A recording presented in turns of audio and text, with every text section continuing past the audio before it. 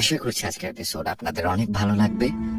বেশি কথা না বলে সবার আগে চলে যাব আজকের প্রথম ঘটনায়। এখন যে ঘটনাটি আপনাদের সাথে শেয়ার করব, এই ঘটনাটি যিনি পাঠিয়েছেন তার নাম আহমেদ আকাশ। ওনার বাড়ি টাঙ্গাইল জেলার করটিয়া ইউনিয়নের ধুলটিয়া নামক একটি গ্রামে। আর যে ঘটনাটি উনি পাঠিয়েছেন এটি ওনারই ছোট ভাইয়ের সাথে ঘটে যাওয়া একটি ঘটনা, এবং ঘটনার সময়কালে উনি নিজেও এর সাক্ষী হিসাবে ছিলেন। ঘটনাটি 2017 সালের শীতের সময়ের একটি ঘটনা।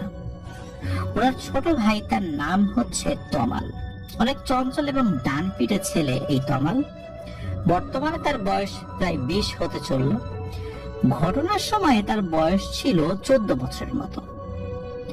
শীতের সময় গ্রামে ব্যাডমিন্টন খেলাটা অনেক জায়গায় হয়ে থাকে, আর ওনাদের গ্রামেও এটা অনেক প্রচলিত একটি খেলা। বিশেষ করে শীতের সময় সারা বাংলাদেশে আমরা এই খেলাটা দেখি, যদিও শীতকালে।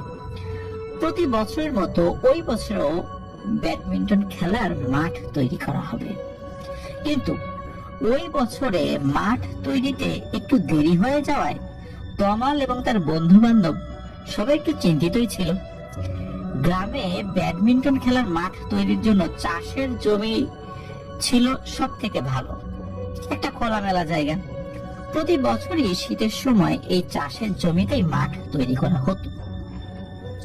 ওই বছরে সব জমিতে সরিষা এবং শীতকালীন নানা রকম সবজি চাষ করায় এই ব্যাডমিন্টন খেলার মাঠটি চাষের জমিতে তৈরি করা সম্ভব হয়নি।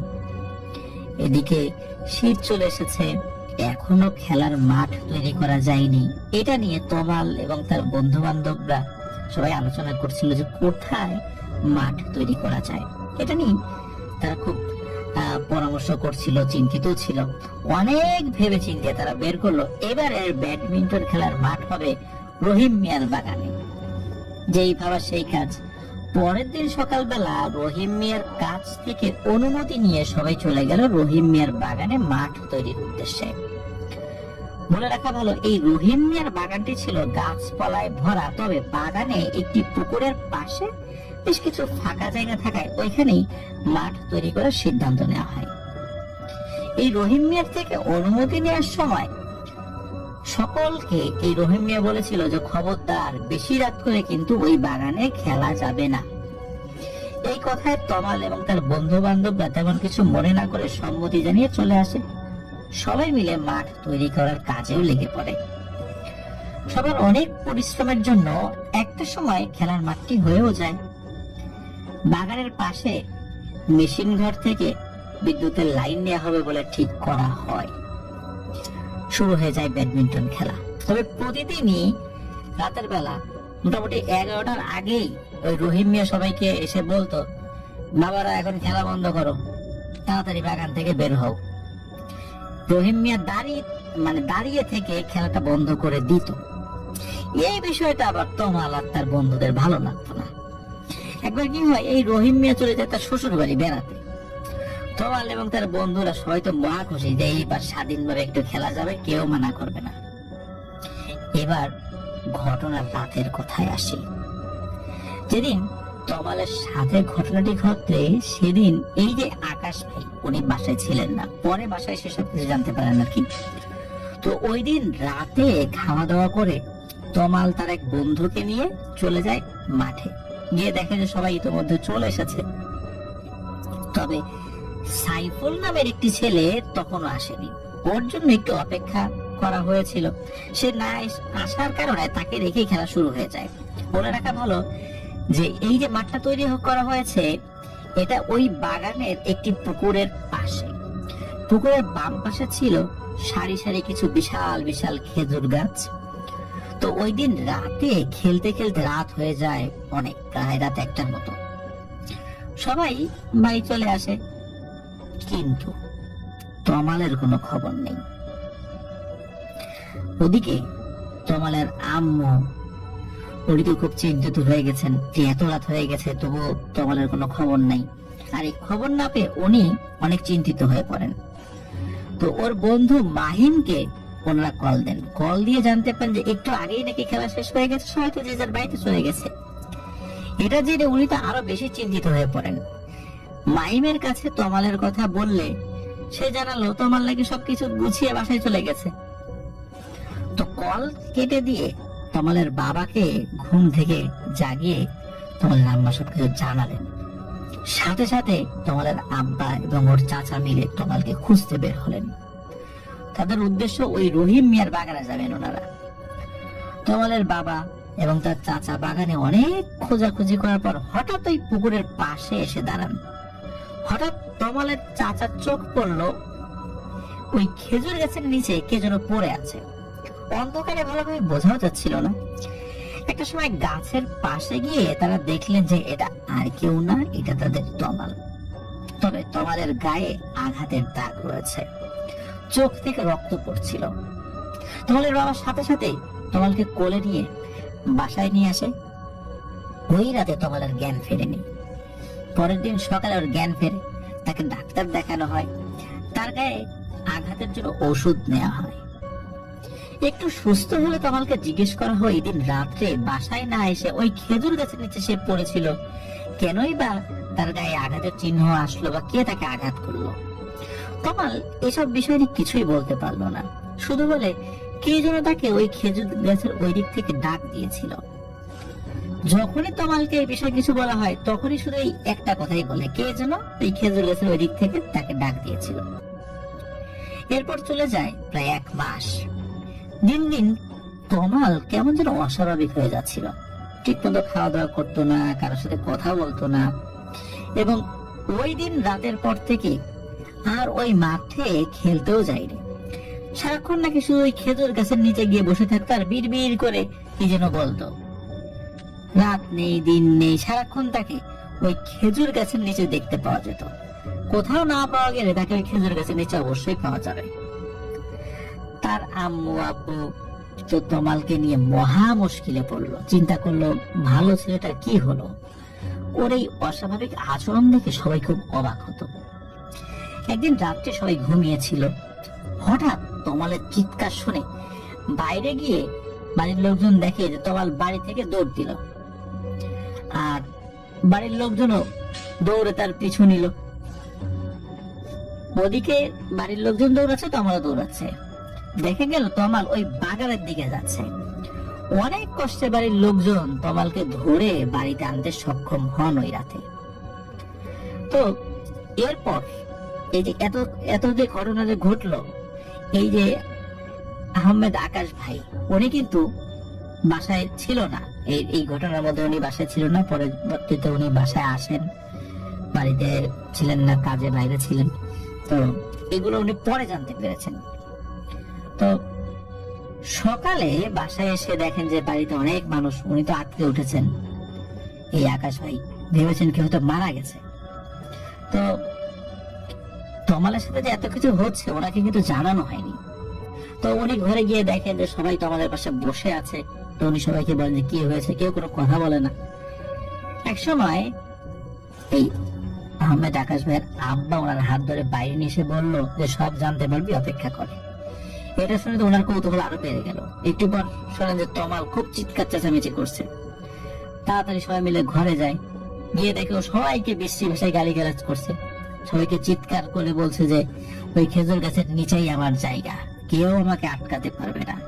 এটা বলছে আর সে হেসেই চলছে আর চিৎকার করছে।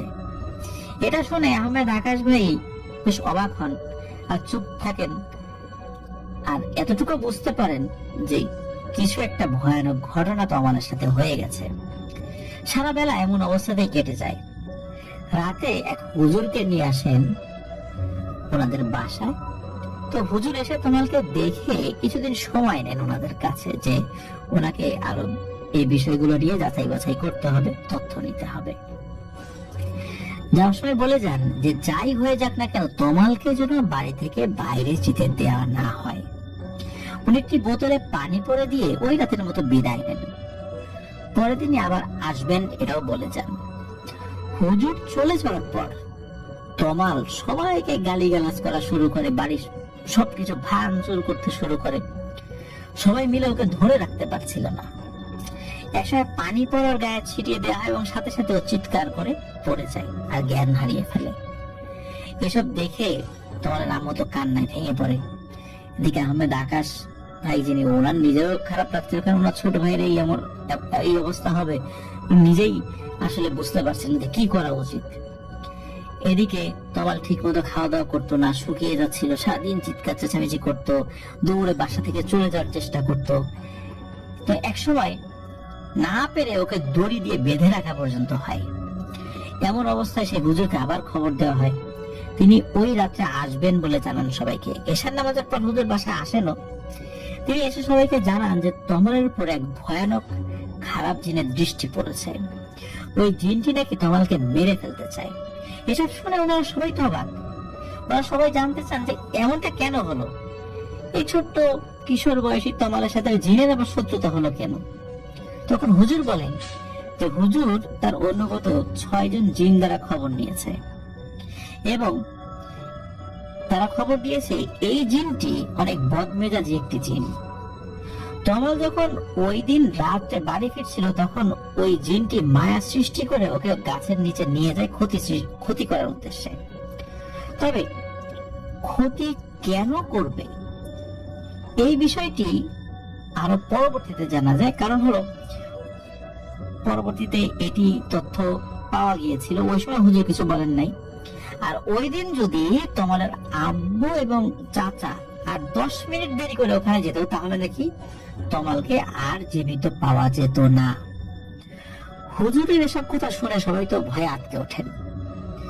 এমন অবস্থা আসলে একটা বাড়িতে হবে এটা কারো কল্পনায় আসলে ছিল না। এদিকে এসব কথাবার্তা হচ্ছে, হঠাৎ করে তমাল চিৎকার চেঁচামেচি শুরু করে দেয়। সবাই দৌড়ে যখন তমালের কাছে যায় তখন দেখে তমালের সামনে একটা ছায়া মনে হলো নিমেষেই সরে চলে গেল। ওই রাত্রে তমালকে কোনো মতে শান্ত করে ঘুম পাড়িয়ে দেওয়া হলো। এবারে সমাধান কি এটা সবাই মিলে জানতে চাইলেন ওই হুজুরের কাছে। তো হুজুর জানালেন যে পরের দিন উনি তার 2 জন ছাত্রকে নিয়ে আসবেন এবং এর সমাধান করার চেষ্টা করবেন। এবং তিনি আবারও 1 বোতল পানি করে দিয়ে বিদায় নিলেন এবং বলে গেলেন যাই হোক তমাল যেন বাসার বাইরে যেতে না পারে, বাসার বাইরে গেলেই ভয়ানক সমস্যা হয়ে যাবে। আর ওকে যদি একবার ওই খেজুর গাছে নিয়ে যেতে পারে তাহলে নাকি আর ওকে বাঁচানো সম্ভব হবে না। ওই রাতে আর কারোরই ঘুম হলো না, সবাই জেগে রইল আর তমালের পাশে বসে রইল সবাই। গভীর রাত, হঠাৎ সবাই শুনতে পেলেন কারা যেন দৌড়ে ওনাদের বাড়ির দিকে আসছে। আমার ঘরের চালে হাজার হাজার পাথর ছুঁড়ে মারলে যেরকম শব্দ হয় তেমন শব্দ হচ্ছে। সবাই ভীষণ ভয় পেয়ে এক জায়গায় হয়ে গেলেন। সবার মুখে আল্লাহর নাম আর দোয়া পড়া হচ্ছে। তো একটু পর খেয়াল করলে দেখলেন সবাই যে তমাল ঘুম থেকে জেগে গিয়েছে।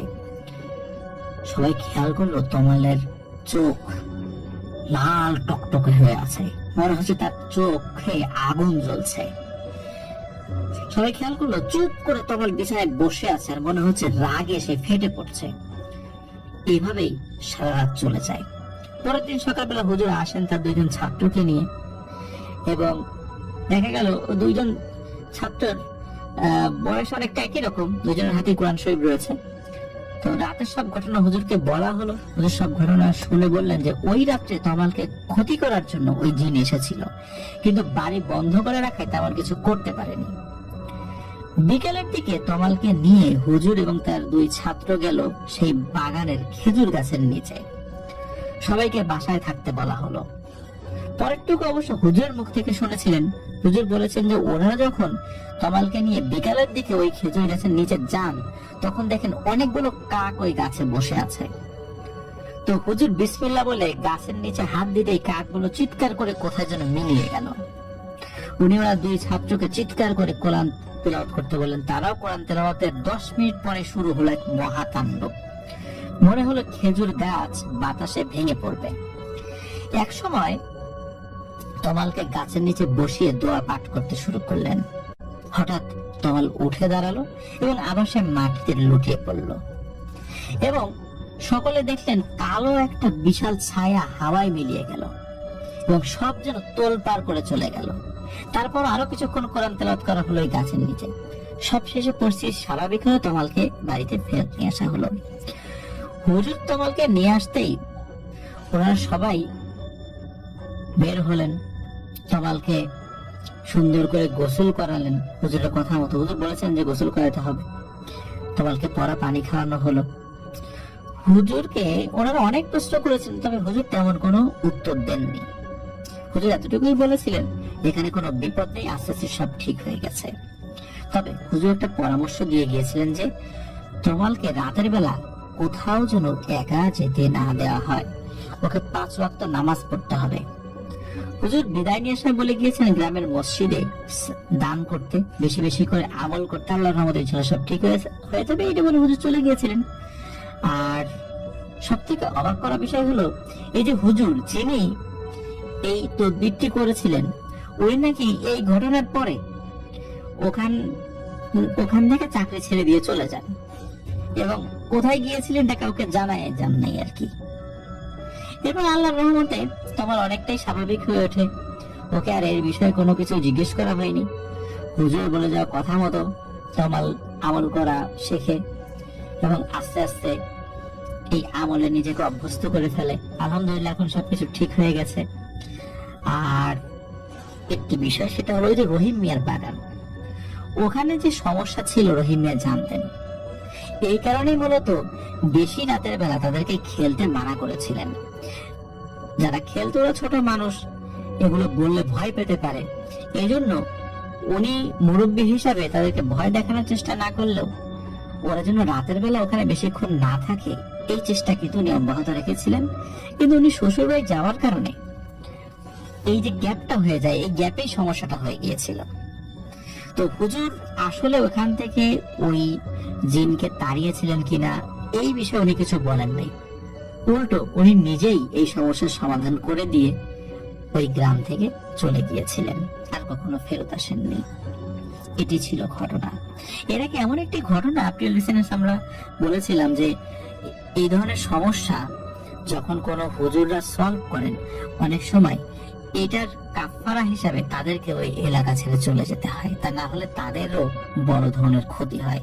হতে পারে এই কারণেই হুজুর চলে গিয়েছিলেন ওই এলাকা ছেড়ে। এভাবেই কোন কোন মানুষের ত্যাগের বিনিময়ে আমরা সুস্থ থাকি। যদি এই ধরনের মানুষের ত্যাগ না থাকতো তাহলে কিন্তু আমরা সুস্থ থাকতাম না। ডাক্তাররা যদি দিন রাত পরিশ্রম করে ডিউটি না করতেন, রোগী না দেখতেন, তাহলে কি আমরা অসুস্থ হয়ে হসপিটালে যদি গভীর রাতে যাই তখন কি আমরা সার্ভিসটা পেতাম? নিশ্চয়ই পেতাম না। আমাদের পুলিশ সদস্য ভাইয়েরা সারা রাত জেগে থাকেন। একটি রাত যদি বাংলাদেশের সকল পুলিশরা ঘুমান, ওই রাত্রে আমরা সাধারণ জনগণ ঘুমাতে পারবো? আমরা সারা রাত জেগে থাকতে হবে আমাদেরকে, কেননা পুলিশরা ঘুমিয়ে গেছে, আমাদেরকে জাগতে হবে। তা না হলে আমাদের সকল কিছু চুরি হয়ে যেতে পারে, বড় ধরনের অঘটন ঘটতে পারে। এই জন্য পুলিশরা জেগে থাকেন বলেই আমরা ঘুমাতে পারি। একই রকম ভাবে আমাদের বিজিবি সদস্য যারা রয়েছেন তারা সীমান্তে পাহারা দিচ্ছেন বলেই আমাদের সীমান্ত নিরাপদ রয়েছে। আমাদের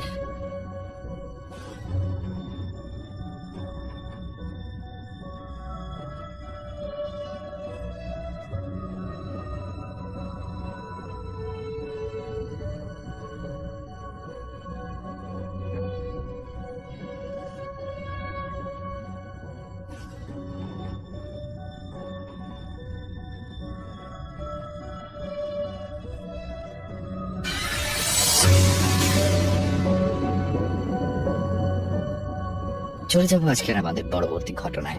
আসসালামু আলাইকুম, ধন্যবাদ ভাই আমাকে সুযোগ করে দেওয়ার জন্য। ওয়ালাইকুম আসসালাম। জি, আপনার নাম বলে আপনার ঘটনাটা শেয়ার করবেন। আমার নাম মোহাম্মদ হারুন রশিদ সাগর, আমি আসছি মগবাজার থেকে। আমার হোম ডিস্ট্রিক্ট সাতক্ষীরা, জি, তালা সাতক্ষীরা। এখন কথা না বাড়ি আমি আমার ঘটনায় চলে যাই। অনেকে দেখাচ্ছে যে ঘটনা যখন শেয়ার করে তখন এটা হাইড করে ওটা হাইড করে, কিন্তু আমি আমার স্থানকাল পাত্র যাই আছে আমি সবকিছুই খোলাখুলি বলতে চাই, শেয়ার করতে চাই। এই কারণে যে যাতে মনে হয় যে আমার ঘটনার যেহেতু সত্যতা আছে এবং নিজের সাথেই ঘটেছে, এর জন্য আমি সবকিছুই সরাসরি বলবো। স্থান ঘটনাগুলো, যে কোনো নাম। তাহলে আমি আমার ঘটনায় চলে যাই ভাইয়া। হ্যাঁ, অফকোর্স, জি। হ্যাঁ, ঘটনা হচ্ছে 2015 সালের দিকের ঘটনা। আমি তখন করোনা বিএল কলেজের স্নাতকোত্তর স্টুডেন্ট ছিলাম। ওই সময়ের ঘটনা এটা। আমি ওই সময় দেখেছি দৌলতপুরের একটা মেসে থাকতাম। মেসটার নাম হলো মাস্ত্রাবাস, এবং আমি ওখানে টিউশনি করতাম।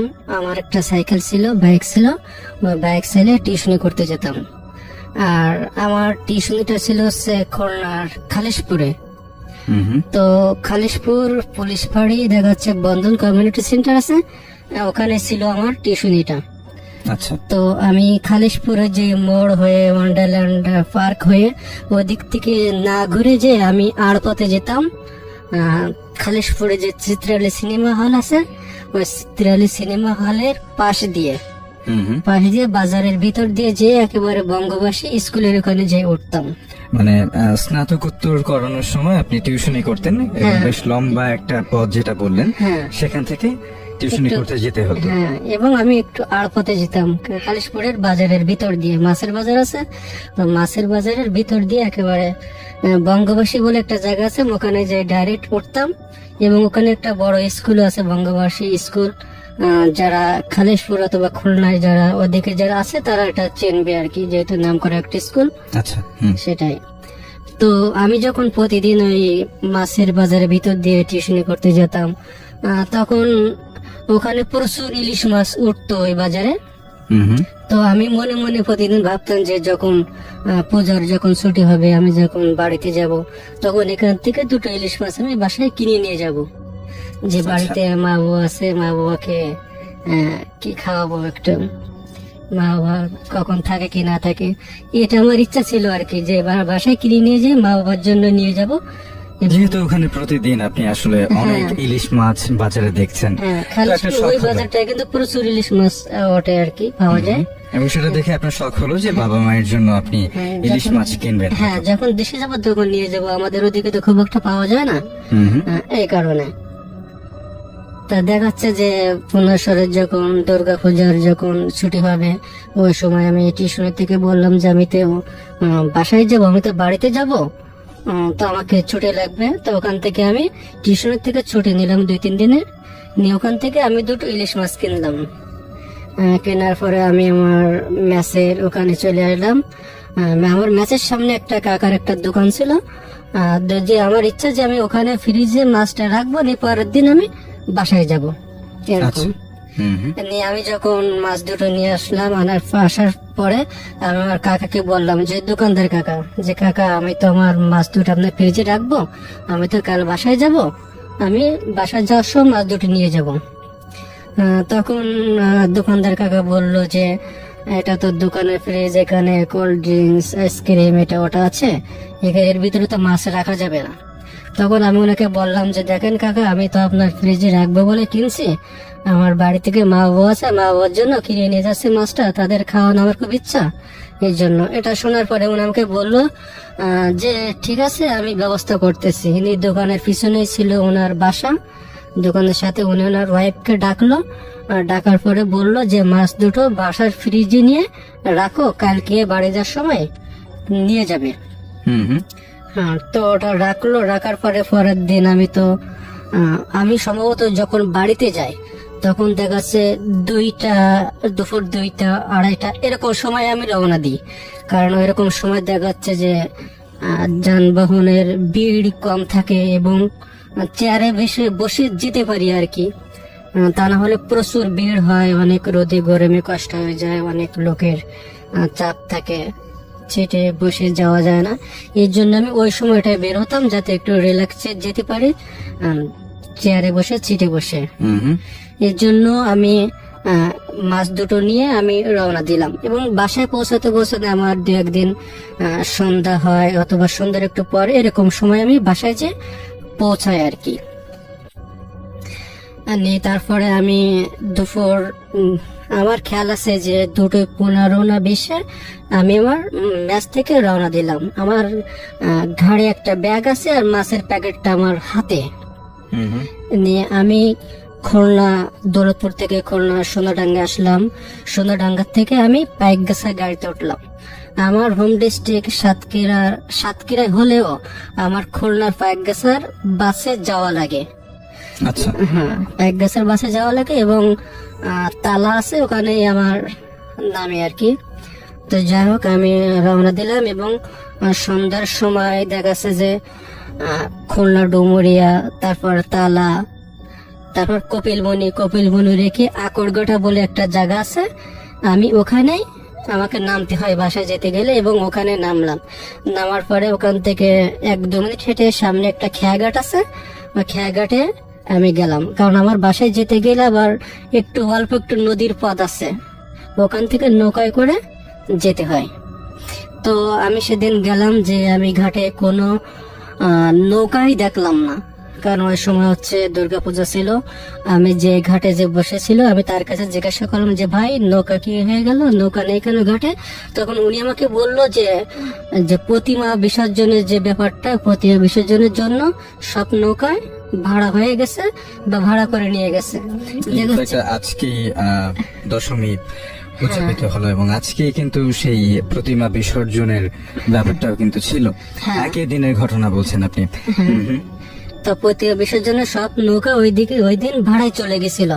আর দেখাচ্ছে প্রতিমা বিসর্জনের জন্য যদি একটা নৌকা যদি ভাড়া হয়ে যায়, তো ওর সাথে আর 2টা নৌকা ভাড়া করে নিয়ে যায়, দেখাচ্ছে নাচানাচি করে, যারা গান বাজনা যাচ্ছেন করে, সেই প্রতিমা বিসর্জনে সবার জন্য, আড্ডা দেখার জন্য প্রতিমা বিসর্জন।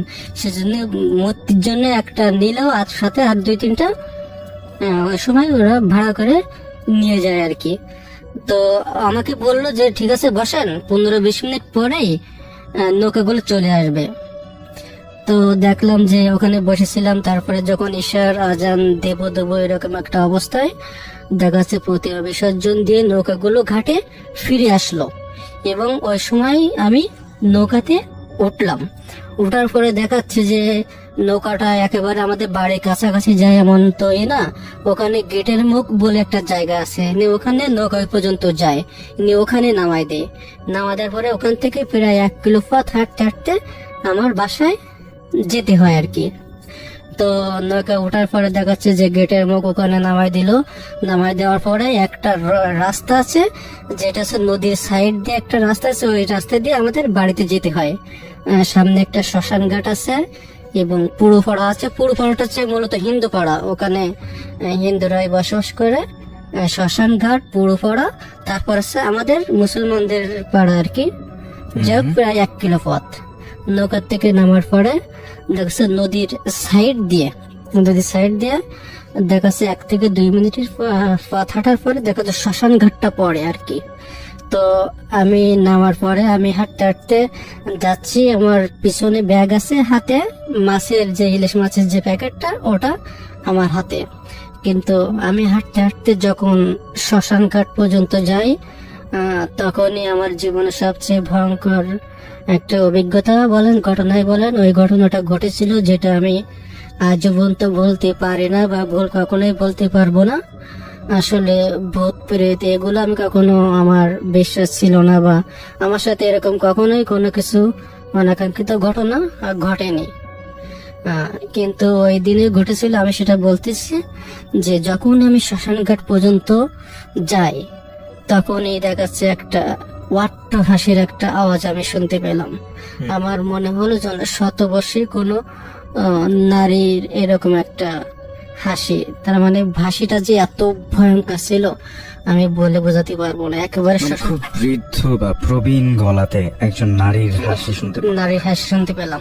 একেবারে যখন শ্মশান ঘাটে সোজাসুজি গিয়েছি, তখন এটা আমি অনুভব করতে পারলাম, এবং আমার ডান সাইড থেকে এই হাসির আওয়াজটা আমি শুনতে পেলাম। আমি যেন একেবারে কাঠ হয়ে গেলাম, আমি যেন একেবারে পাথরের মতো দাঁড়িয়ে গেলাম, নড়াচড়া ক্ষমতা হারিয়ে ফেললাম। আর দেখাচ্ছে আমার ভয়টা আমার ভিতরে কম আসে, কিন্তু যে হাসির যে একটা যে ভয়ার্থ যে ভাবটা, ও হাসির আওয়াজটা আমাকে বেশি ভীত করে তুললো। আমি যেন একেবারে ঘেমে একাকার হয়ে যাচ্ছি, একেবারে ঠান্ডা হয়ে গেছে।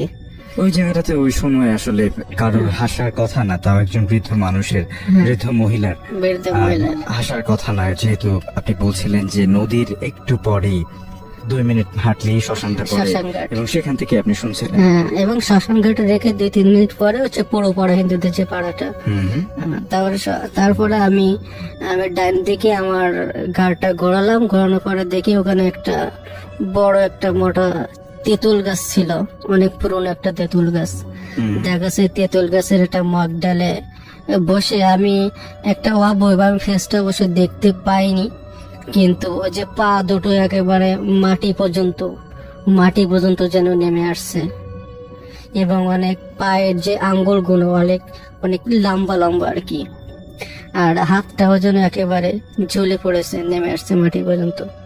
মুখটা দেখতে পাইনি, মুখটা কালো ছিল এবং সাদা পাড়ের একটা শাড়ি পরা ছিল।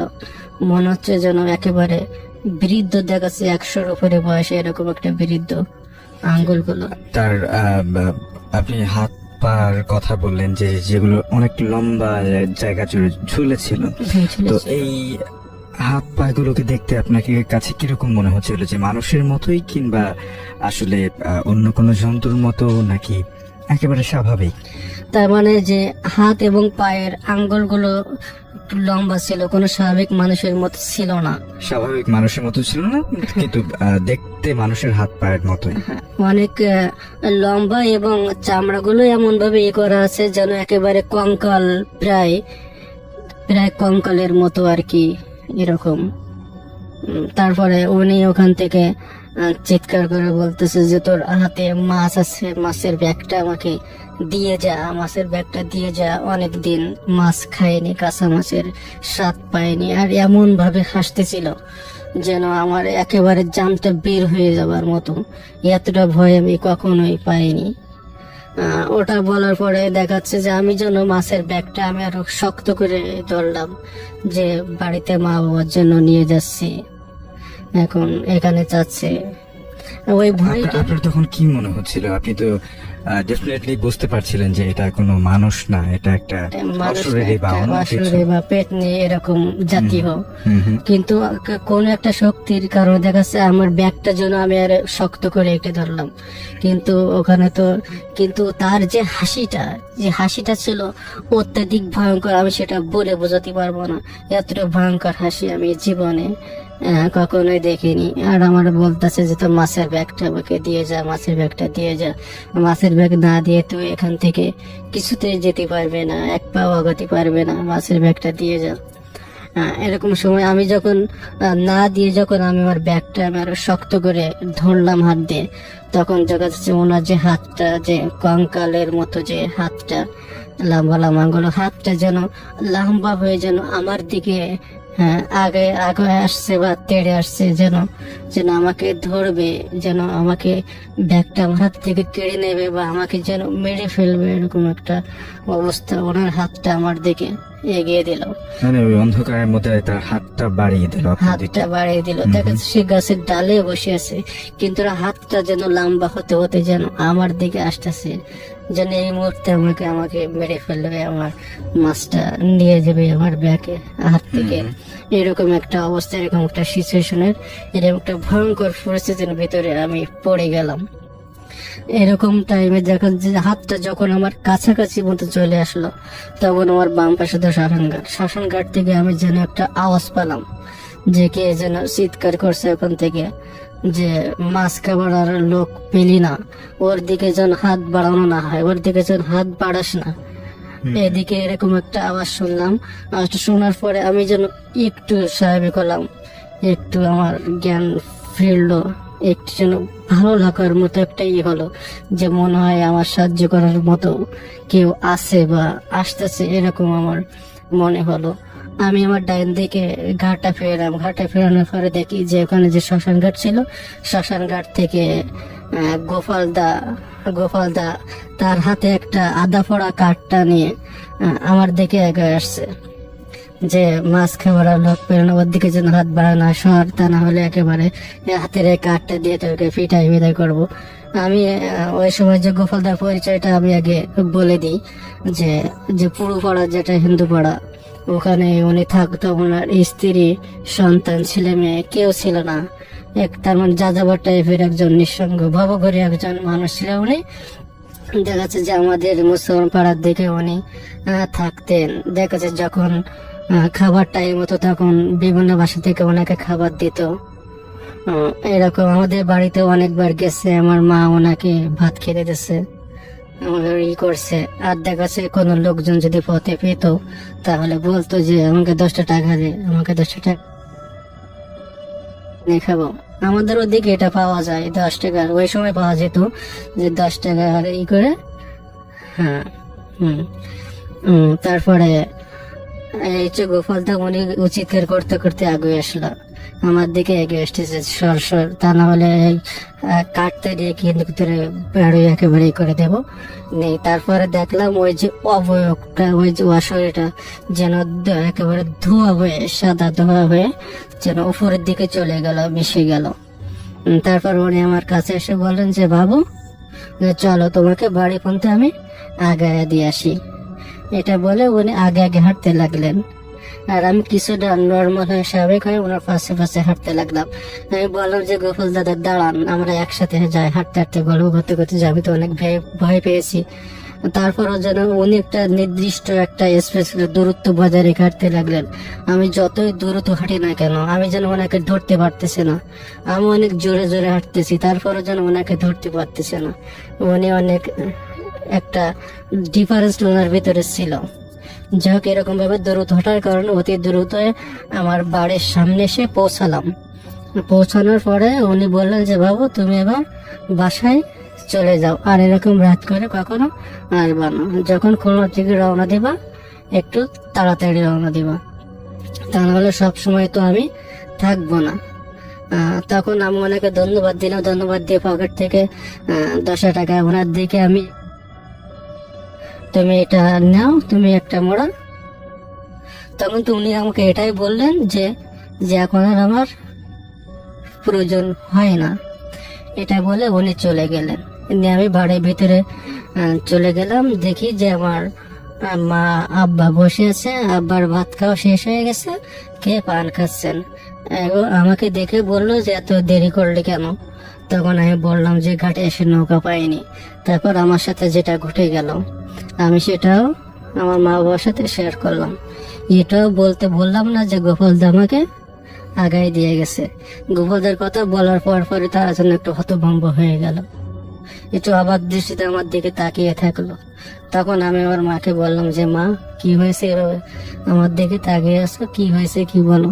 তখন উনি আমাকে বললো যে গোপাল দাদা তো 10-12 দিন আগেই মারা গেছে। এটা শুনে হ্যাঁ আমি তখন অবাক হয়ে গেলাম। তখন মা বললেন যে আমাদের বাড়িতে আসতো এবং আমরা যে তাকে প্রায় খেতে দিতাম, এই যে এটা হয়তো কিছুটা কৃতজ্ঞতাবোধ থেকে হয়তো এটা উপকারটা করেছে। শামিম ভাই, এটাই ছিল আমার ঘটনা। জানি না কত দূর সুন্দর করে বসায় বলতে পারলাম, তো চেষ্টা করলাম আর কি। ধন্যবাদ সবাইকে।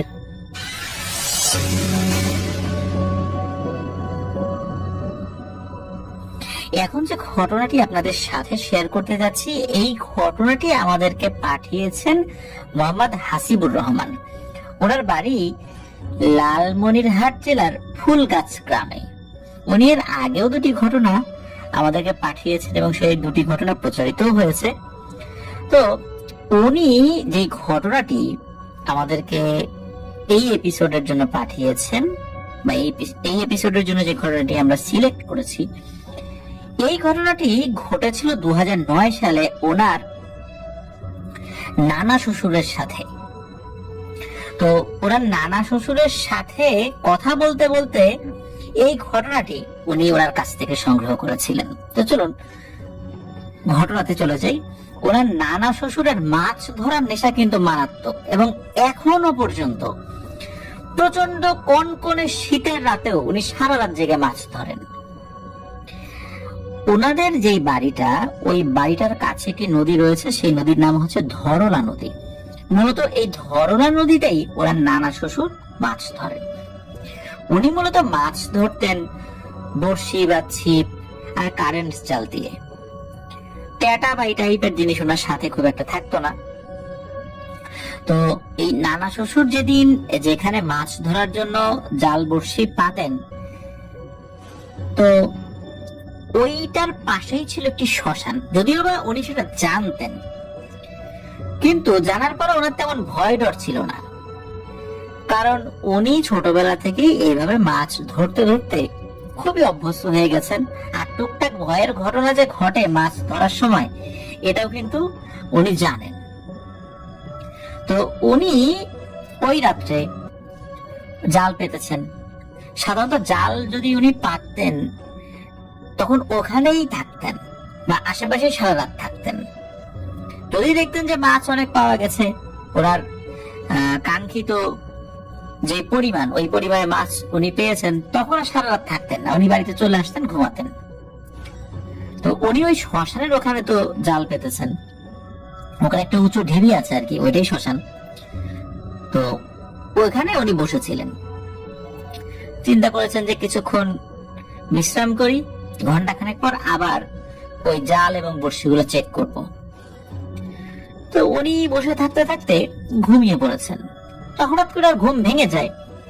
তো আশেপাশে তাকিয়ে দেখেন যে বেশ চাঁদের আলো আছে। তো ওই সময় কিন্তু ভয়ানক কোনো কিছু উনি আবার আশেপাশে দেখেন না, ওখানে শ্মশান হওয়ার পরেও। তো উনি কি করেছেন, ওনার ওই বড়শি যে এই জায়গাগুলোতে পেতেছেন এবং জাল, ওগুলো চেক করছেন, দেখছেন যে বেশ অনেক মাছ পড়েছে। তো উনি চিন্তা করলেন যে পরিমাণ মাছ পড়েছে তাতে আমার সারা রাত কষ্ট করার কোনো দরকার নাই, মাছগুলো নিয়ে আর এই বড়শি জাল তুলে বাড়ির দিকে চলে যাই। তো নানা সেটাই করেছেন, সবকিছু গুটিয়ে ওই বাড়ির উদ্দেশ্যে রওনা দিয়েছেন। ওই শ্মশানের ওই অংশটুকু এটিও উনি পার হচ্ছিলেন, সবকিছু স্বাভাবিক ছিল। হঠাৎ করে পেছন থেকে একটা আওয়াজ আসে, কিরে আজকে তো অনেক মাছ পাইলি, আমাকে কিছু দে, আমি খাই, আমাকে কিছু দিয়ে যাবি না? তখন এই নানা উনি চিন্তা করলেন যে এই সেরেছে, এই মাছ খেকো এই ভূতগুলো তো আমার পিছু নিয়েছে, কিন্তু এদেরকে যদি আমি আজকে মাছ দেই, এরপরে প্রতিদিন আমার পিছু লাগবে, মাছ দেয়া যাবে না। তো উনি এই কথাগুলোর কোনো উত্তরই দিচ্ছে না, উনি সোজা হাঁটা ধরেছে, ওনার বাড়ির পথে দিয়ে উনি যাচ্ছেন। তো বাড়ি থেকে বেশ তখনও একটু দূরেই আছেন, প্রায় 2 কিলোমিটার দূরে আছেন। হঠাৎ করে দেখেন এই পথ আগলে বিশাল কালো কুচকুচ একটা মহিষ দাঁড়িয়ে আছে, এবং স্বাভাবিক যে মহিষের উচ্চতা থাকে তার থেকেও প্রায় দ্বিগুণ উচ্চতার। আর এমন একটা জায়গা, ওই আশেপাশে কিন্তু কোনো ঘর বাড়ি নেই, রাস্তার দুপাশে শুধু ফসলি জমি। নানা আরো খেয়াল করেন মহিষের চোখগুলো আগুনের মতো লাল টকটকে। তো নানা চিন্তা করেছেন এটাকে কোনো আঘাত করা যাবে না, আঘাত করলে আবার পরে ঝামেলা হয়, এটাকে পাশ কাটিয়ে চলে যাই। আর নানা কি করেছেন, উনি ওনার মতো মনে মনে দোয়া দরুদ করছেন আর ওই মহিষটাকে পাশ কাটিয়ে যাওয়ার চেষ্টা করছেন। কিন্তু যখনই পাশ কাটিয়ে যাওয়ার চেষ্টা করেন, ওই মহিষটা বারবার পথ আগলে দাঁড়ায়। উনি মাঠের মধ্যে দিয়ে যাওয়ার চেষ্টা করেছিলেন, মাঠের মধ্যে নেমে, মানে রাস্তা থেকে মাঠের নেমে কিছুটা পথ হেঁটে আবার রাস্তা উঠেছেন, দেখা যায় আবার ওই পথের উপরে সেটা বসে আছে, ওটা সরে না। এইভাবে অনেকক্ষণ ধরে নানাকে বিরক্ত করছে। তখন নানা উনি ওনার মেজাজটা হারিয়ে ফেলেন। উনি রাগে ওনার হাতে থাকা যে বড়শির ছিপ ছিল, এর মধ্যে থেকে মোটা একটা ছিপ বের করেছেন এবং সেটা দিয়ে ওই মহিষটাকে বেধড়ক পিটাতে শুরু করেছেন, মানে ইচ্ছা মতো মার যাকে বলে। তো এতগুলো মার দেওয়ার পরে ওই মহিষ খুব একটা বেশি নড়ে না।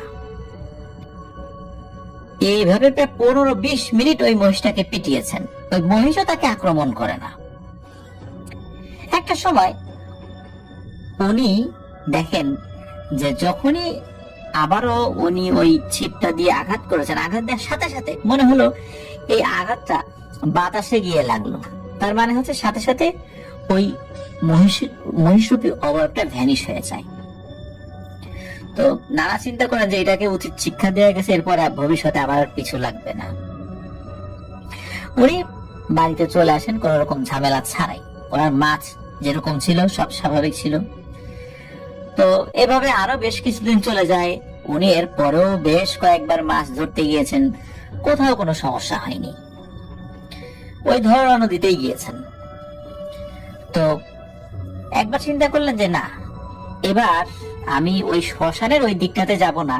মানে উনি কিন্তু এরপরে শ্মশানের ওই দিকটাতেও গিয়েছেন, কোনো সমস্যা হয়নি, একটু অন্য জায়গায় চাই। তো উনি যে কাজটা করেন যে জাল বড়শি এগুলো পেতে উনি একটু ডাঙাতে চলে আসেন, অনেকক্ষণ অপেক্ষা করেন, তারপর আবার যান। তো উনি ডাঙাতে বসে আছেন, হঠাৎ করে পানির মধ্যে কোনো কিছু শব্দ শুনতে পাচ্ছেন। তখন কি করেছেন, নানা পানির দিকে টর্চ লাইট মেরেছেন। তারা দেখতে পান যে বিশাল একটা বোয়াল মাছ। বিশাল বোয়াল বলতে ভুতুরে কোনো বোয়াল মাছ না, মানে স্বাভাবিক যে বোয়াল মাছগুলো মানুষ পায় বড় আকৃতির, ঠিক তেমনই। তখন নানা তো আর লোভ সামলাতে পারলেন না, আর ওনার কাছে তো ট্যাটা ছিল না যে ট্যাটা দিয়ে আঘাত করবেন, ওনাকে তো বসি দিয়ে সেটা ধরতে হবে। এখন ওই বোয়াল মাছ যদি বড়শির যে খাবার এটা না খায় তাহলে ধরবেন কিভাবে? উনি কিন্তু হাত দিয়ে মাছ ধরার খুব ভালো রেকর্ড গড়েছিলেন। উনি হাত দিয়ে খুব দক্ষতার সাথে মাছ ধরতে পারতেন। এই বিষয়ে ওনার একটা বেশ সুখ্যাতি ছিল এলাকায়। তো উনি চিন্তা করেছেন যে হাত দিয়ে এটাকে ধরবো। উনি ওইটাকে ধরার জন্য পানিতে নেমে পড়েন, কিন্তু নামার পর ওইটাকে আর দেখেন না। কি আর করা, আবার উপরে চলে আসেন, অপেক্ষা করতে থাকেন যে দেখি বড়শিতে কতগুলো মাছ ধরা পড়ে। আর আফসোস করছিলেন যে হারে ওটাকে ধরতে পারলাম না। এইভাবে প্রায় 20-25 মিনিট চলে যায়। হঠাৎ করে উনি আবার পানিতে শব্দ শুনতে পান। উনি টর্চ লাইট মেরে দেখেন যে ওই বোয়াল মাছটা আবার এসেছে, কিন্তু তার যেই বড়শির ছিপ গুলো ছিল ওটা থেকে একটু দূরে, মানে সে ওই বড়শির যেই খাবারটা ওটা খাচ্ছে না। তখন নানা চিন্তা করলেন যে এইবার একটা কাজ করব, ওই বোয়াল মাছের মাথা বরাবর টর্চ লাইটটা ধরবো যাতে করে বেশি দূরে সরে যেতে না পারে, কারণ মাছের দিকে বা মাছের চোখে যদি আলো ফেলা যায় মাছ নাকি সহজে সরে যেতে পারে না। তো উনি ওই পদ্ধতিটা অবলম্বন করেছিলেন।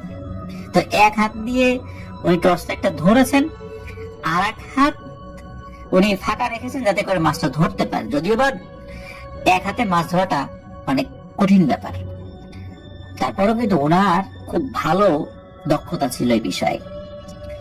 তো উনি টর্চ লাইটটা এক হাতে ধরে, মানে বাম হাতে ধরেছেন, ডান হাতটা ফাঁকা, উনি নেমে গেছেন। উনি দেখেন যে উনি যখনই মাছটার কাছে যান মাছটা 3 হাত দূরে সরে যায়, মানে একটু যেখানে গভীর পানি ওই দিকে সরে যায়। তো উনিও লোভে লোভে ওই দিকে সরে যাচ্ছেন। উনি প্রায় বুক পানি পর্যন্ত চলে আসছেন। তখন আর ওই মাছটাকে আর দেখা যায় না, স্বাভাবিকভাবে দেখা যাবেও না, বেশ গভীর পানিতে চলে আসছেন। তখন ওর মনে হয় আরে আমি এতটা পথ চলে আসছি, এই বুক পানিতে তো এরকম মাছ ধরা যায় না, বড় জোর কোমর পানি হলে ধরা যায়। তো উনি চিন্তা করেন যে এই মাছটাকে আর ধরা যাবে না, এই মাছটা অনেক চালাক, যাই আমি ডাঙাতে উঠে যাই। তো উনি যখন আস্তে আস্তে ডাঙার দিকে উঠতে থাকেন, মনে হচ্ছে ওনার পায়ের শক্তি ওইভাবে উনি পাচ্ছেন না, মানে ওনার পা আস্তে আস্তে অসাড় হয়ে যাচ্ছে। তারপরে উনি অনেক কষ্টে কোমর পানি পর্যন্ত যেই না এসেছেন তখনই উনি ফিল করেন কোনো কিছু ওনার 2 পা খামচে ধরে আছে। মনে হচ্ছে সেই জিনিসটারও মানুষের মতো 5টা আঙ্গুল রয়েছে 2 হাতে। তো উনি তো বুঝতে পেরেছেন যে সর্বনাশ, আমি তো বিশাল এক বিপদে পড়ে গেছি। এতদিন তো বিপদ হয় নাই, আজকে তো বড় ধরনের বিপদে পড়ে গেছি। উনি তো কোনো মতে ছুটে আসার জন্য অনেক চেষ্টা করছেন, কিন্তু পারছেন না। কোমর পানিতে আসার কারণে ওনার শরীরের শক্তিটা কিছুটা হলেও বেশি ছিল।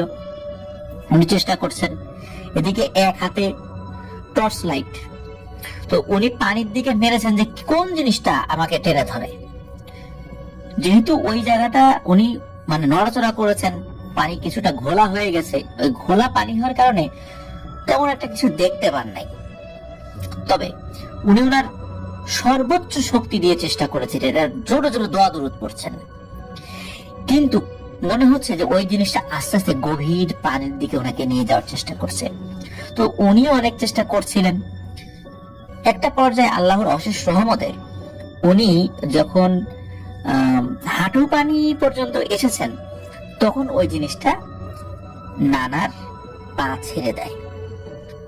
তখন উনি দ্রুত ডাঙায় উঠে পড়েন। ডাঙায় উঠে পড়ার পর উনি চিন্তা করেন, যাক বাঁচলাম এবারের মতো, খুব বড় ধরনের বিপদে পড়েছিলাম।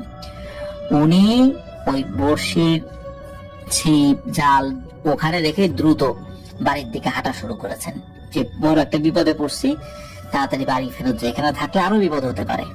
আর উনি যে পানিতে নেমে আবার হাত দিয়ে ওই বড়শির ছিপ গুলো তুলবেন, জাল তুলবেন, আর নামার সাহস হচ্ছিল না। উনি বাড়ির দিকে হাঁটা শুরু করেছেন। প্রায় 1 কিলোমিটার ধু ধু বালি, মানে ওই সময়ে উনি যেই এলাকায় এসেছিলেন, সাধারণত উনি তো এই সাইডে কম আসেন, তো ওইখানে প্রায় 1 কিলোমিটার ধু ধু বালু চর, ওটা পার হয়ে বাড়ির দিকে যেতে হয়। তো উনি হাঁটছেন, হঠাৎ করে উনি খেয়াল করেন ওনার সামনে একটা অবয়ব, চাঁদের আলোটা তো স্পষ্ট দেখতে পাচ্ছিলেন। আর ওনার কাছে সময় টর্চ লাইটটা ছিল না, ওই ধসা ধুসিতে ওই পানির ওই ভেতরে যখন উনি ছিলেন তখন হাত থেকে ওটা পড়ে গিয়েছিল। উনি যে ডুব দিয়ে সেটা আবার তুলবেন এই সাহসটা ছিল না। তো যাই হোক, উনি চাঁদের আলোতে দেখতে পান যে এই অবয়বটা, এইটা একদম বানরের মতো, কিন্তু মুখটা মানুষের মতো, মানে একদম স্বাভাবিক মানুষের যে মুখ ওইরকম মুখ, কিন্তু বডিটা পুরোটাই বানরের মতো, লেজ আছে, সবকিছু আছে। এবং এমন ভয়ঙ্কর দেখাচ্ছিল ওটাকে যে উনি ভাষায় প্রকাশ করতে পারছিলেন না, কারণ ওনার এত ভয় লাগছিল। ওই অভাবটা হঠাৎ করে বলে ওঠে, কিরে সেদিন তো আমাকে খুব মারলি, এখন আমার শরীরে ব্যথা আছে, আয় আজকে আমি তোকে কিভাবে মারি তুই খালি দেখবি। এই বলে ওই জিনিসটা কি করে, নানাকে আক্রমণ করে এবং নানাকে তুলে মারে এক আছাড়। ওখানে বালি থাকার কারণে প্রথম আছাড়ে উনি খুব একটা বেশি ব্যথা না পেলেও পরবর্তীতে ওরা খুব ব্যথা লাগছিল, বারবার তুলে তুলে আছাড় মারছিল, কিন্তু নানা তেমন কোনো প্রতিরোধ করে তুলতে পারছিলেন না। উনি ওনার জায়গা থেকে চেষ্টা করছিলেন, কিন্তু খুব একটা বেশি পারছিলেন না। এভাবে কতক্ষণ চলেছে ওনার ঠিক মনে নাই। উনি অনেক চিৎকার করছিলেন, কিন্তু আশেপাশে কোনো মানুষ ছিল না। আর ওই জিনিসটার হাতে অনেক বড় বড় নখ ছিল, ধারালো নখ ছিল, সেটা দিয়ে নানার শরীরে প্রচন্ড আঁচড় দিচ্ছিল, একদম রক্তারক্তি অবস্থা। একটা পর্যায়ে নানা সেন্সলেস হয়ে যান, ওনার কিছু মনে নাই। সকালবেলা ওই দিনকে মানুষ যখন ফিরছিলেন বা যাচ্ছিলেন, নানাকে দেখে চিনতে পারেন, সবাই মিলে তাকে বাড়িতে পৌঁছে দেন। কিন্তু নানা কিন্তু আর স্বাভাবিক ছিলেন না, উনি পুরোপুরি প্যারালাইজড হয়ে যান, ওনার পুরো বডি প্যারালাইজড হয়ে যায়। অনেক ডাক্তার কবিরাজ দেখানো হয়েছে, আস্তে আস্তে উনি স্বাভাবিক হন। উনি 6 মাস কোনো কথাই বলতে পারেন নাই, বোবারা যেভাবে শব্দ করে ঠিক ওইভাবে শব্দ করেছিলেন। অনেকে ধারণা করে নিয়েছিল তার পরিবারের সদস্যরা উনি আর বাঁচবেন না। অনেক দূর দূরান্তের আত্মীয় স্বজনরা ওনার শেষ দেখা দেখতে এসেছিলেন, যে মারা যাবেন শেষ দেখাটা দেখে আসি, এরকম ঘটনাও ঘটেছিল। তবে 6 মাস এরকম খুব খারাপ অবস্থা থাকার পর আস্তে আস্তে আস্তে আস্তে উনি সুস্থ হন। মূলত সুস্থ হওয়ার পরেই এই পুরো ঘটনাটা উনি সকলকে বলতে পেরেছিলেন। নানার শরীরে এখনো সেই নখের আঁচড়ের দাগ আছে। উনি ভালো আছেন, সুস্থ আছেন। আল্লাহ কাছে দোয়া করি উনি আরো অনেক দিন বেঁচে থাকুন, সুস্থ থাকুন, এবং এর মধ্যে যদি আরো কোনো ঘটনা ওনার সাথে ঘটে তাহলে আমরা যেন সেই ঘটনাগুলো ওনার কাছ থেকে পাই। তবে আমরা চাই না যে ওনার সাথে এমন কোনো ভয়ের ঘটনা ঘটুক যার দ্বারা উনি ক্ষতিগ্রস্ত হন। অসংখ্য ধন্যবাদ জানাচ্ছি যিনি আমাদেরকে ঘটনা পাঠিয়েছেন, হাসিবুর রহমান ভাইকে। চমৎকার একটি ঘটনা, আমাদের গ্রামের সেই চিরাচরিত ঘটনার কথাই এই ঘটনাটি মনে করিয়ে দিচ্ছে। মাছ ধরতে গেলে যে ধরনের বিপদের মুখোমুখি আমাদের আত্মীয় স্বজনরা হয়ে থাকেন, এটি তেমন একটি ঘটনা। আশা করছি এই ঘটনাটি লিসেনারদের ভালো লেগেছে।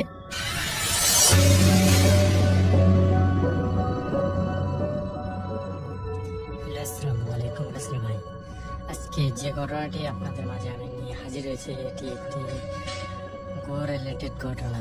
এই ঘটনাটি আমাকে পাঠিয়েছেন বগুড়া থেকে জুয়েল ভাইয়া, তিনি এই ঘটনাটি আমাকে বেশ কয়েকদিন হলো আমাকে পাঠিয়েছেন। তো আমি চাচ্ছিলাম যে আপনাদের সাথে এই ঘটনাটি শেয়ার করতে। তো তাদের গ্রামের একটি ভয়ঙ্কর লেভেলের একটি ঘটনা, সেই ঘটনাটি সে আমাকে পাঠিয়েছিলেন। সেই ঘটনাটি ঘটে আজ থেকে প্রায় 12 বছর আগের একটি ঘটনা। তাদের গ্রামটা তখন এতটা পরিমাণে উন্নত ছিল না এখন যেরকম। তো তখন তাদের গ্রামের একদম শেষ মাথায় একটা বাড়ি ছিল। সেই বাড়িতে একজন কৃষক লোক থাকতেন। সে তার বাড়িতে শুধু সেই একাই থাকতেন এবং তার নাম ছিল হাবিব। তিনি দিনের বেলা কৃষি কাজ করতেন এবং তার বাসায় একটা গরু ছিল। তার গরুটার নাম ছিল কমল।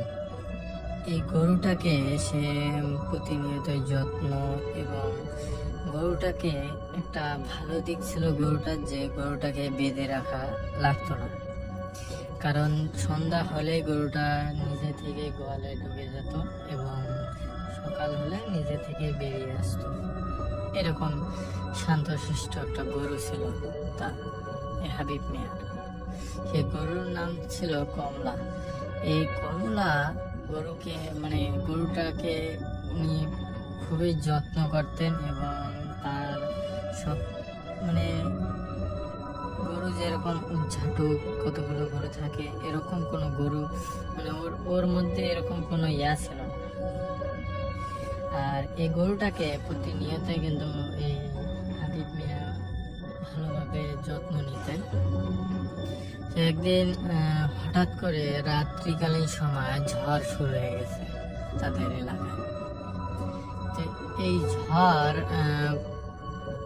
এতটা পরিমাণে জোরে শুরু হয়েছে যেটা বলার বাইরে, বজ্রপাত এবং বৃষ্টি, মুষলধারে বৃষ্টি পড়তেছিল। তো সেদিন গরুটা একদম সন্ধ্যার দিকে হাবিব মিয়া আবার বাজারের দিকে ছিল। আর বাসায় পরে একটু বৃষ্টি থামার পর হাবিব মিয়া বাসায় আসার পর দেখে যে গরু তো ভেতরে ঢুকে উনি ওটা খেয়াল না করে উনি ঘরে ঘুমাইছে। তো উনি যখন রাত 3টা বাজে এরকম সময় উনি জাগনা পাওয়ার পর উনি দেখতে পায় যে ওনার বুঝে আসে যে গরুটাকে তো দেখি নিয়ে আসে, এখন যে দেখি। তো উনি গোয়াল ঘরে যে দেখে যে গরুটা এক সাইডে বসে কাঁপতেছে, প্রচন্ড লেভেলের কাঁপতেছে এবং গরুটা ভিজে গেছে তার শরীরটা। এটা দেখার পর লোকটা একদম একটু চিন্তায় পড়ে গেল যে গরুটা এত ভিজলো কিভাবে, আর গরুটা কি এতক্ষণ বাইরে ছিল, এটা ভাবতেছিল। পরবর্তীতে উনি যেটা দেখতে পায় যে বাইরের দিকে, উনার গোয়াল ঘরের বাইরের দিকে কেউ উনি আন্দাজ করতেছে কেউ হয়তো দাঁড়িয়ে আছে। হাতে যে হেরিকেনটা ছিল, এই হেরিকেনটা দিয়ে উনি আবার ওই আলোটা দরজার দিকে তাক করছে। তো যখন দরজার দিকে তাক করছে আলোটা, তখন দেখতে পাচ্ছে যে ওখানে কেউ নাই দরজার পাশে। যখন দেখে যে এই দৌড়ের সামনে কেউ নাই গোয়াল ঘরের দৌড়ের সামনে, তো তখন উনি এই গরুটাকে একটা পাশে একটা ইয়া ছিল বস্তা, চটের বস্তা যেগুলো থাকে, এটা গায়ে দিয়ে উনি বেরিয়ে আসে দরজা দিয়ে। তো যখন উনি যে পরবর্তীতে ঘুমানোর পর পরের দিন সকালবেলা ঘুম থেকে ওঠার পর উনি যেটা দেখার পর ওনার একদম গায়ের লোম দাঁড়িয়ে যায়। কারণ এই যে ভিজাটা আগিনা, তার যে গোয়াল ঘরের যে একটা দরজার সামনে যে ভিজা জায়গাটা ছিল, এই জায়গা দিয়ে কেউ মানুষের পা দিয়ে হেঁটে আসছে, কিন্তু এই পাটা যে হেঁটে আসছে এবং চলে যাবে, এই চলে যাওয়ার কোনো ইয়া ছিল না, পায়ের ছাপ ছিল না, শুধু হেঁটে আসছে, সেই পায়ের ছাপটাই আছে, শুধু গেট পর্যন্ত যে আসছিল সেটাই ছাপটা আছে। এটা দেখার পর তার গায়ের লোম দাঁড়িয়ে যায় যে এতটা পরিমাণ, মানে একটা মানুষ এখানে এসে আবার কিভাবে ঘুরে গেল, মানে উদয় হলো কিভাবে, এটা উনি ভাবতেছিল। তো তাদের গ্রামবাসী সবাই তাদের এই বিষয়টা দেখে, দেখার পর তারা তো অবাক যে এটা কিভাবে সম্ভব। তো 2 দিন পর সেই গরুটা হঠাৎ করে রাত তখন 3টা নাগাদ বাজে, সে সময় গরুটা হঠাৎ করে ডাকতেছে অস্বাভাবিক, মানে বাবা করে জোরে জোরে ডাকতেছিল। এই কমল, গরুর নাম যে কমল, এই গরু জোরে জোরে ডাকতেছিল। তো যখন গরুটা জোরে জোরে ডাকতেছিল তখন ইনি আবার এই হাবিব সাহেব ইনি ঘরের যে মানে জানালা ছিল, এই জানালা থেকে দিয়ে ইনি আবার দেখতেছে যে গোয়াল ঘরে কি কি মানে কিসের জন্য গরুটা ডাকতেছে। ইনি যেটা দেখতে পায় যে দরজা মানে জানালার ফাঁক দিয়ে একটা ভয়ঙ্কর লেভেলের অবায়ব, তার চুল, মাথার চুল একদম পা পর্যন্ত, এবং তার পরনে একটা সাদা শাড়ি পরানো। এই মহিলাটাকে দেখতে পেয়ে তার চোখে মুখে এতটা পরিমাণ ভয়ানক ভয় কাজ করে যেটা বলার বাইরে। মানে এই মহিলাটা এই গরুটার যখন সামনে গেছে তখন গরুটা আরো জোরে জোরে চিল্লাচ্ছিল। এটা দেখিয়ে হাবিব সাহেব ভয়ে ঘর থেকে বেড়ায়নি সে সময়। তখন উনি আবার কি করছে, সেদিন ওই অবস্থায় সেদিন উনি চিন্তা করতে করতে কোন দিক দিয়ে ঘুমায় গেছে উনি বুঝতে পারে নাই। তো সেদিন আবার উনি ওই গোয়াল ঘর পরের দিন সকালবেলা যখন যাওয়ার পর দেখতে পায় যে গরু স্বাভাবিকভাবে আছে এবং গরুর কোনো কিছু হয় নাই, এবং গরুর গায়ে কোনো কিছু মায়ের বা এরকম কিছুর দাগ নাই। সেটা দেখার পর সেদিন স্বাভাবিক উনি কাজে চলে যায়। পরে সন্ধ্যার আগে গিয়ে উনি যখন আসে দেখায় যে গরু ঘরে ঢুকছে। হাবিব সাহেব, তো হাবিব সাহেব উনি ভাবতেও পারে নাই যে এরকম কোনো অস্বাভাবিক কিছু ঘটবে। সেদিন আবার উনি খাওয়া দাওয়া করে ঘুমায় গেছে। তো ঠিক ওই রাত 3টার সময় আবার গরুটা জোরে জোরে চিল্লাচ্ছিল। সে সময় পাশে যে ছিল কুকুর, এগুলো না জোরে জোরে চিল্লাচ্ছে। আর এই বিষয়টা উনি আবার সবাই সাথে শেয়ার করে, মানে তাদের বাসার পাশে যারা যারা ছিল যে কালকে রাতে এরকম বিষয়গুলো দেখছি আমি। তো যখন এরকম দেখার পর উনি আবার সেদিন ওই রাতে আবার যখন এরকম করে গরুটা চিল্লাচ্ছিল তখন এটা দেখে উনি সাহস করে হেরিকেন নিয়ে এই গোয়াল ঘরের মানে উনার দরজা খুলে বেরিয়ে আসছে। আসার পর ওই গোয়াল ঘরের দরজার দিকে উনি দেখতেছে যে একটা ওই কালকে যে অবায়বটাকে দেখতে পাইছে, চুল লম্বা এবং সাদা কাপড় পরা, তার মুখটা স্পষ্ট দেখা যাচ্ছিল না। উনি আবার ওটাকে দেখে উনি সাহস করে ওই গোয়াল ঘরের দিকে আসছে। আসার পর উনি যেটা দেখতে পায় যে গোয়াল ঘরের পাশে কোনারে এই মহিলাটি দাঁড়িয়ে আছে। এটা দেখতে পেয়ে এনার গা ঘেমে পানি পড়া শুরু হয়ে গেছে, মানে ভয়ে অবস্থা খারাপ। এদিক মধ্যে উনি আবার ওই মহিলাটাকে চিল্লায়, মানে ডাক দেয়। গরুর তো জোরে জোরে চিল্লাচ্ছে, এদিক দিয়ে যখন ডাক দেওয়ার পর এই মহিলাটা যখন অবয়বটা মাথাটা আস্তে আস্তে ঘোরাচ্ছিল, সেই মুহূর্তেই হাবিব সাহেব হঠাৎ করে মানে অজ্ঞান হয়ে যায় ওইখানে, সাথে মানে পড়ে যায়।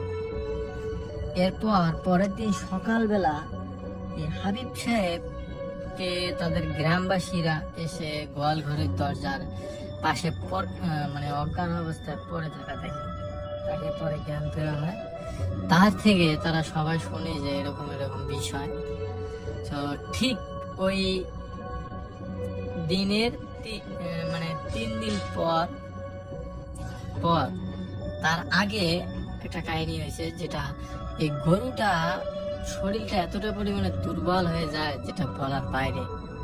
হাবিব সাহেব যেটা বলে যে গরুটা প্রচন্ড লেভেলে দুর্বল হয়ে যায়। ঠিক 3 দিন পরে এই গরুটা মারা যায়। আর যখন মারা যায় তাদের গ্রামের একজন মুরব্বী, তিনি আবার একটা কথা বলে যে এই গোয়াল ঘরে আগে একটা কবর ছিল, পুরনো কবর। তো এই কবর স্থানটা ভেঙে এই ঘরটা তো তৈরি করা হয়। তো এই জন্যই হয়তো এখানে এরকম ভয়ঙ্কর লেভেলের ঘটনা ঘটছে, এবং এটা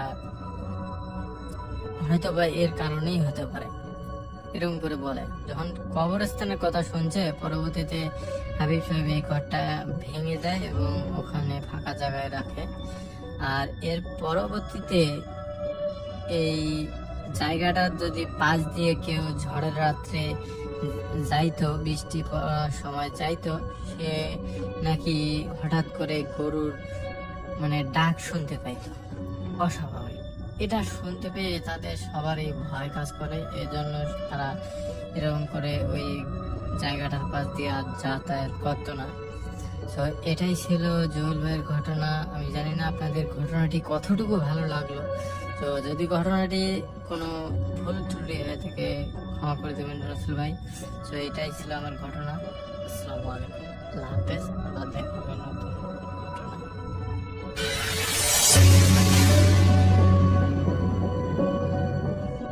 একটা রিকোয়েস্ট করছি যে আমি আমাকে রিকোয়েস্ট করছি, মানে আপনারা আশা করছি কিছু মনে করবেন না। জাহিদ ভাই আমাকে বলেছেন আজকে তার ঘটনা পড়বার সময় আমি যেন তার মতো হয়ে যাই। মানে আমি ডক্টর আলিফ, আমি আজকে জাহিদ ভাই হয়ে ঘটনা শেয়ার করব, যদি আপনাদের প্রবলেম না থাকে, এবং আপনারা সেভাবেই নিবেন যেটা জাহিদ ভাই বলেছেন, এবং আশা করছি আপনাদের প্রবলেম হবে না ঘটনা বুঝতে। তা আমি ঘটনায় চলে যাচ্ছি, সবাই মনোযোগ দিয়ে শুনবেন। ঘটনা তো অনেক শেয়ার করি, তার আগে আপনাদের অনেকগুলো কথা বলতে চাই। আমি গত 7 বছর ধরে এই জাতীয় কাজগুলো করে যাচ্ছি। 400-র উপরে কাজ করেছি, যার মধ্যে কিছু কাজে সফল হয়েছি আল্লাহর ইচ্ছায়, কিছু কাজে সফল হইনি।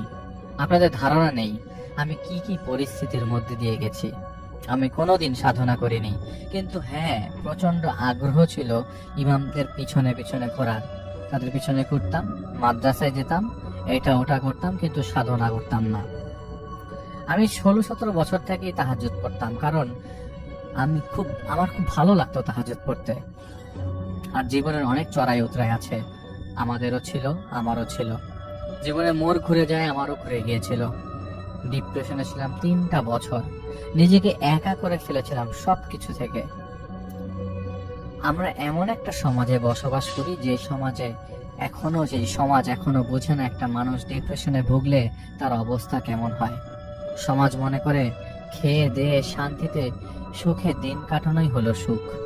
আপনাদের বলতে চাই, আমি যে 3টি বছর ডিপ্রেশনে ছিলাম, সেই 3টি বছর ধীরে ধীরে আমার এই সত্তাটা জেগে ওঠে। আমি আমার চোখে কানে যা শুনি তা কেউ শোনে না, দেখেও না। আর আমি এতটাই অভ্যস্ত হয়ে গেছি যে আল্লাহ যে আমাকে এটা দিয়েছেন, এটা আমার মতো লোকের কাছে অনেক অনেক কিছু। যাদের মনে হয় আমি অবাস্তব লোক, তাদের আমি বলতে চাই, আমি আপনার সামনে এসে দাঁড়ালে কি হবে? তখন কি বলবেন? আমি কোনো ফেলকি দেখাতে পারবো না, কারণ আমি জাদুকর না। নিজের আসল নামে আপনাদের সামনে না এসে জাহিদ নামে কেন এলাম, এখনো যদি বুঝতে না পারেন, তবে আর কিছু বলার নেই। যদি ভৌতিকতা আমাকে সুযোগ না দিত, তবে আমি কি আমার ঘটনা কেউ শুনতো আজকেও? আর আজ আপনারা শুনছেন, তাদের দেখে আমি উৎসাহ পাচ্ছি শোনাতে। আর হ্যাঁ, একটা কথা, আমি যদি দেখি কাউকে মানুষের মতো কিন্তু হাত পা জানোয়ারের মতো, তা কেবল আমারই সামনে হয়, এটা বুঝে নিতে হবে আপনাদের। বছর খানেক আগে আমার কাছে একজন লোক আসে, তার নাম কমল শাহজাদ। তিনি আমেরিকা থেকে দেশে ফিরেছেন মাত্র মাস 6 আগে। তাদের বেশ কিছু সম্পত্তি আছে দেশে। এর মধ্যে এই শহরেই একটা বাড়ি সহ একটা প্লট তার বাবা কিনেছিল 1991 সালের দিকে, কিন্তু সেখানে তারা থাকতে পারেনি, অনেক ঝামেলা হতো। তো তিনি দেশে ফিরে আগে সেই বাড়িটা মেরামত করা শুরু করেন এবং তার দাদি এবং তার মায়ের বাধা কথাবার্তা না শুনেই প্রথম দিনেই কাজ থামিয়ে দিতে হয়। একজন শ্রমিক আহত হয়েছিল, তাও দ্বিতীয় তলা থেকে কে জানি তাকে ধাক্কা দিয়ে ফেলে দিয়েছে। এরপর আরো বেশ কয়েকজন শ্রমিক আহত হয়, এজন্য কেউ কাজই করতে যাচ্ছিল না সেই জায়গায়।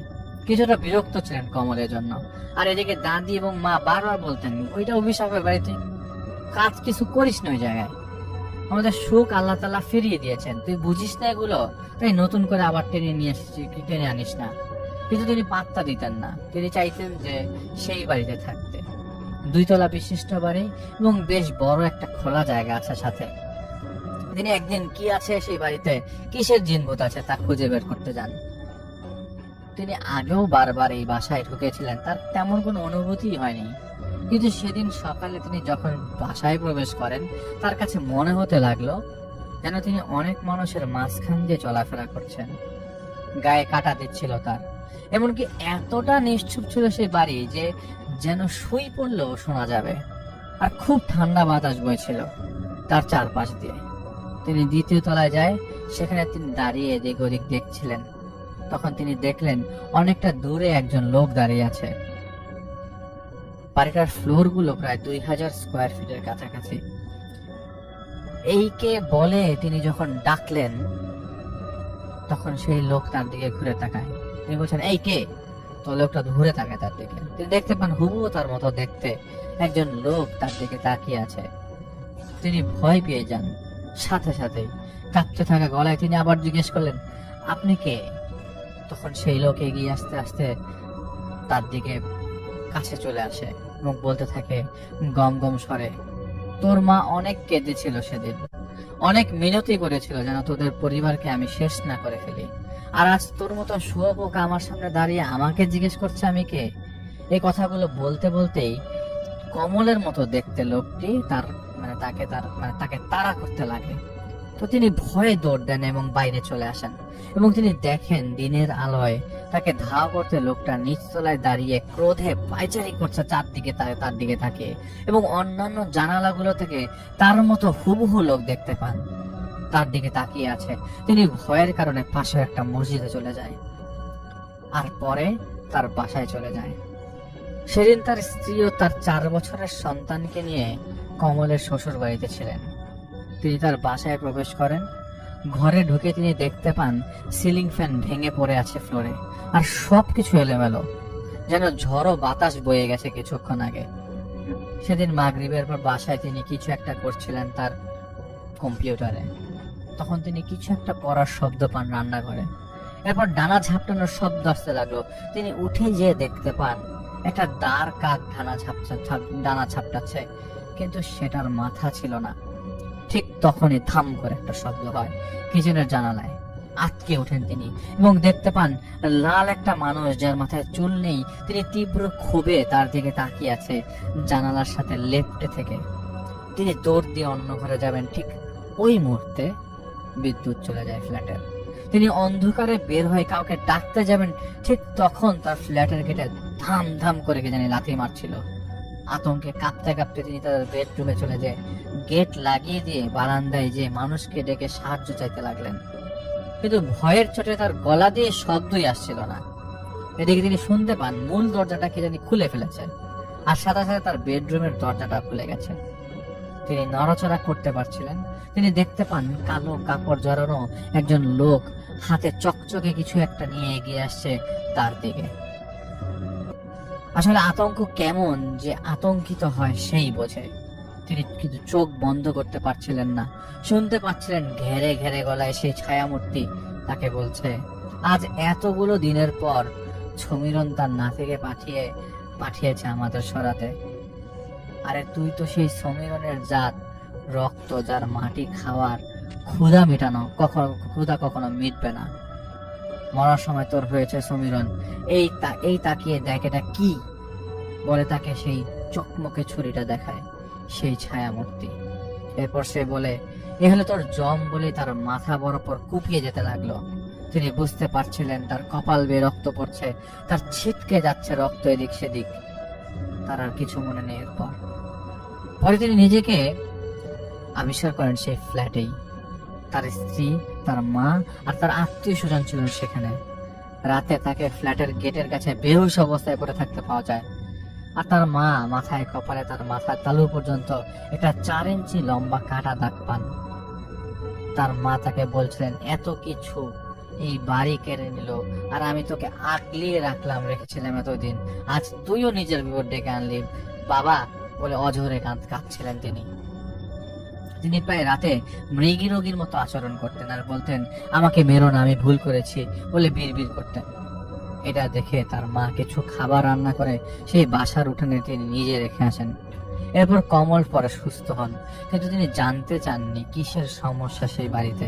কারণ যখন তার সাথে এমন ঘটনা ঘটেছে, এতে করে স্পষ্ট হয়ে গেছে যে জিনের আস্তানা হয়ে গেছে ওই বাড়ি। তিনি গোপনে বাড়ি মেরামত না করে তা বিক্রি করে দেওয়ার সিদ্ধান্ত নেন। এদিকে কমলের মা রোজ রাতে লাল চেহারার গোল মুখে কালো আলখেল্লা পরা একজন লোককে স্বপ্নে দেখতে লাগলেন। তিনি দেখতেন সেই লোক তার বাড়ির বিছানার পাশে দাঁড়িয়ে তাকে বলছেন, তুই বিশ্বাসঘাতকতা করছিস, তোর ছেলে অনেক বাড়াবাড়ি করছে রে, ওকে সামলানো তা পরিণাম ভালো হবে না, এই বাড়ি থেকে ওকে দূরে রাখ। তোর জামাইকে যেভাবে দুনিয়া থেকে বিদায় করে দিয়েছি, তোর ছেলেকেও এভাবে বিদায় করব। রোজ রাতে তিনি দেখতে লাগলেন একই স্বপ্ন। তিনি সব সময় কমলকে বলেছেন, তুই কি কিছু করছিস বাবা, আমি কিন্তু রোজ রাতে খারাপ স্বপ্ন দেখি, আমাদের তো টাকা পয়সার অভাব নেই, তুই বাড়িটা থেকে দূরে থাক না বাবা। আর প্রতিবার তাকে মিথ্যা বলতো কমল যে তিনি কিছুই করছেন না। এদিকে কমল নিজেও দেখছেন বাড়ি কেনার ব্যাপারে কারোরই তেমন আগ্রহ নেই। তাই তিনি ডেভেলপার কোম্পানির সাথে যোগাযোগ করে যাচ্ছিলেন এবং অনেক ঝামেলার পর একটা কোম্পানি রাজি হয়।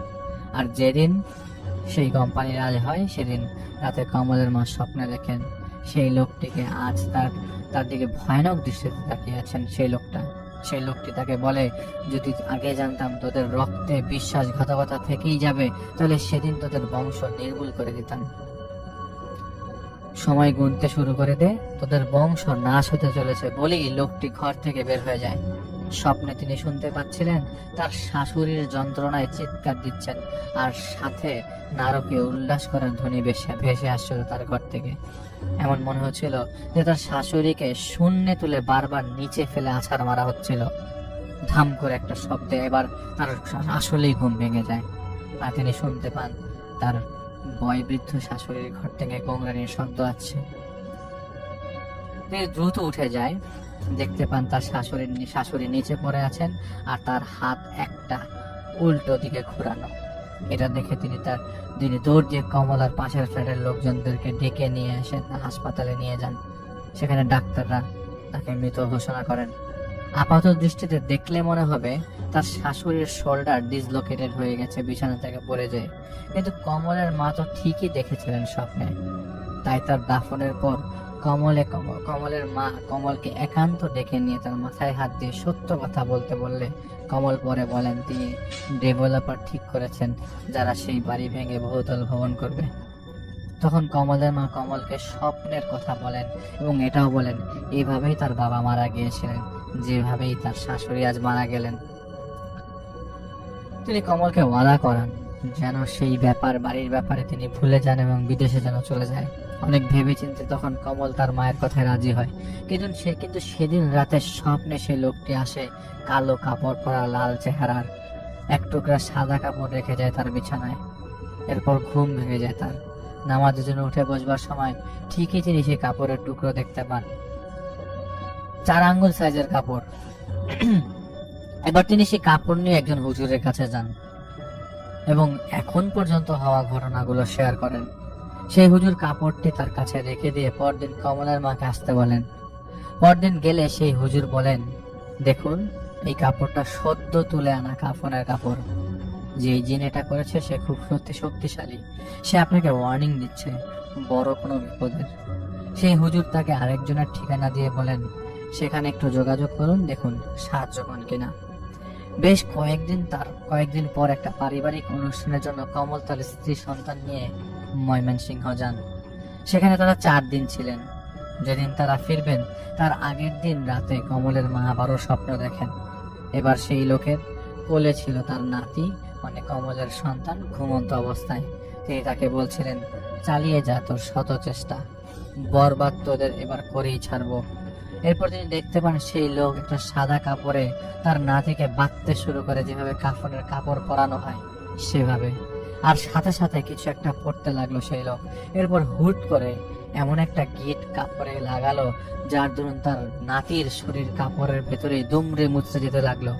একটা পুটলিতে পরিণত করা হয় সেই কাপড়কে। তিনি খুব চিৎকার দিয়ে জেগে উঠতে চাইলেন, কিন্তু তার নাতিকে বাঁচাতে। কিন্তু সেই লোক তাকে বলে, যন্ত্রণা লাগছে, অনেক অনেক যন্ত্রণা লাগছে, তাই না? বলেই সেই লোক পুটলি হাতে নিয়ে সেই ঘর থেকে চলে যায়। আর তার সাথে সাথেই ওনার ঘুম ভেঙে যায় ভয়ের কারণে। সকালে তিনি কমলকে ফোন দিয়ে কেমন আছেন তার খোঁজ খবর নিচ্ছিলেন। আতঙ্কে ভুগতে লাগলেন কমলের মা। সেদিন প্রায় রাত 11টার পর কমল তার স্ত্রী সন্তান নিজেদের গাড়িতে ফিরেছিলেন ঢাকার দিকে। রাত 12টার দিকে কমলের গাড়ি একটা ব্রিজের একদম মাঝখানে যে থেমে যায়। স্টার্ট নিচ্ছিল না। তিনি বারবার স্টার্ট দেওয়ার চেষ্টা করছিলেন, কিন্তু কাজ না হয় তারা গাড়ির বাইরে দাঁড়িয়ে। প্রায় 10 মিনিটের মধ্যে একটা গাড়ি আসেনি সে রাস্তায়, যেটা অবাক হওয়ার মতো। তখন কমলের স্ত্রী দেখতে পান ব্রিজের রেলিং ধরে নিচ থেকে একজন লোক উপরে উঠে একদম ব্রিজের মাঝ বরাবর যেয়ে দাঁড়ায়। তিনি দেখতে দেখতে সেখানে অজস্র বাদুড় তাকে ঘিরে চাক্কর দিতে লাগলো।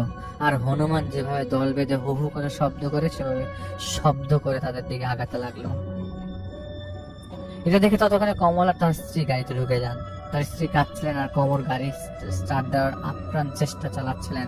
ততক্ষণে সেই লোকটি ধীরে ধীরে তাদের গাড়ির সামনে এগিয়ে আসে আর কাফনে মোড়ানো একটা কিছু সেই ব্রিজের মাঝখানে রেখে দিয়ে চলে যায়।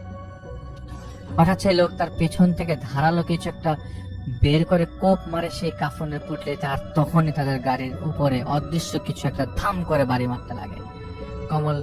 কমলের কেবল এতটুকুই মনে ছিল যে গাড়ি স্টার্ট করতে পেরেছিল, আর সেই লোকটিকে ভেদ করে সে ব্রিজ পার হয়ে চলে যায় এবং কিছু দূরে একতা বাজারে থামে। সেখানে থেমে তারা লক্ষ্য করে তার ছেলেটার কোনো রেসপন্স নাই। সে জীবিত ছিল কিন্তু রেসপন্ড করছিল না। এমনিতেই আতঙ্কিত ছিল। তার উপর দিয়ে তার নিজের সন্তানের অবস্থা থেকে কমলের স্ত্রী কাঁদতে লাগলো। রাত 4টায় কোনোভাবে ঢাকায় এসে তার ছেলেকে হাসপাতালে নিয়ে যায়। ততক্ষণে সবাই জেনে গিয়েছিল কি হয়েছে রাস্তায় তাদের সাথে। অনেক পরীক্ষা নিরীক্ষা করেও সমস্যা পাচ্ছিল না। কমলের কাছ থেকে সব শুনে কমলের মা কমলকে স্বপ্নের কথাগুলো জানান। তার পরামর্শ নিয়ে কমল বেশ কয়েকজন হুজুরের কাছে যান, কিন্তু সমাধান আসছিলই না। কমলের স্ত্রীর ভাইয়ের এক আত্মীয়ের সাথে ডলিদের সম্পর্ক ছিল। সেই ডলি যে সন্তান লাভের জন্য অঘরীর কাছে গিয়েছিল, আপনারা শুনেছিলেন। ডলি তাদের আমার সাথে যোগাযোগ করতে বলেন, কিন্তু আমি যেহেতু ডলিদের সাথে যোগাযোগ রাখিনি, তাই অনেক ঝামেলা করে কমল আমাকে খুঁজে পান। তিনি আমাকে বলছিলেন আরো অনেক সমস্যার কথা, যা লেখা অসম্ভব। তিনি চাইছিলেন তার সন্তান সুস্থ হয়ে গেলে তিনি সবকিছু ছেড়েই চলে যাবেন। তিনি আমাকে তার সন্তানের ছবি দেখান, আমাকে জড়িয়ে ধরে ভেঙে পড়েন। রাতে আমি আমির সাহেবকে বলি কথাগুলো, অপেক্ষা করতে বলে তিনি চলে যান। পরে এসে তিনি আমাকে বলেন, দেখো এই সমস্যা, এটা খুব জটিল একটা সমস্যা, তবে পুরো কথা এখনো তারা বলেনি, আর সবকিছু শুনেও তুমি বা আমরা কিছুই করতে পারবো না।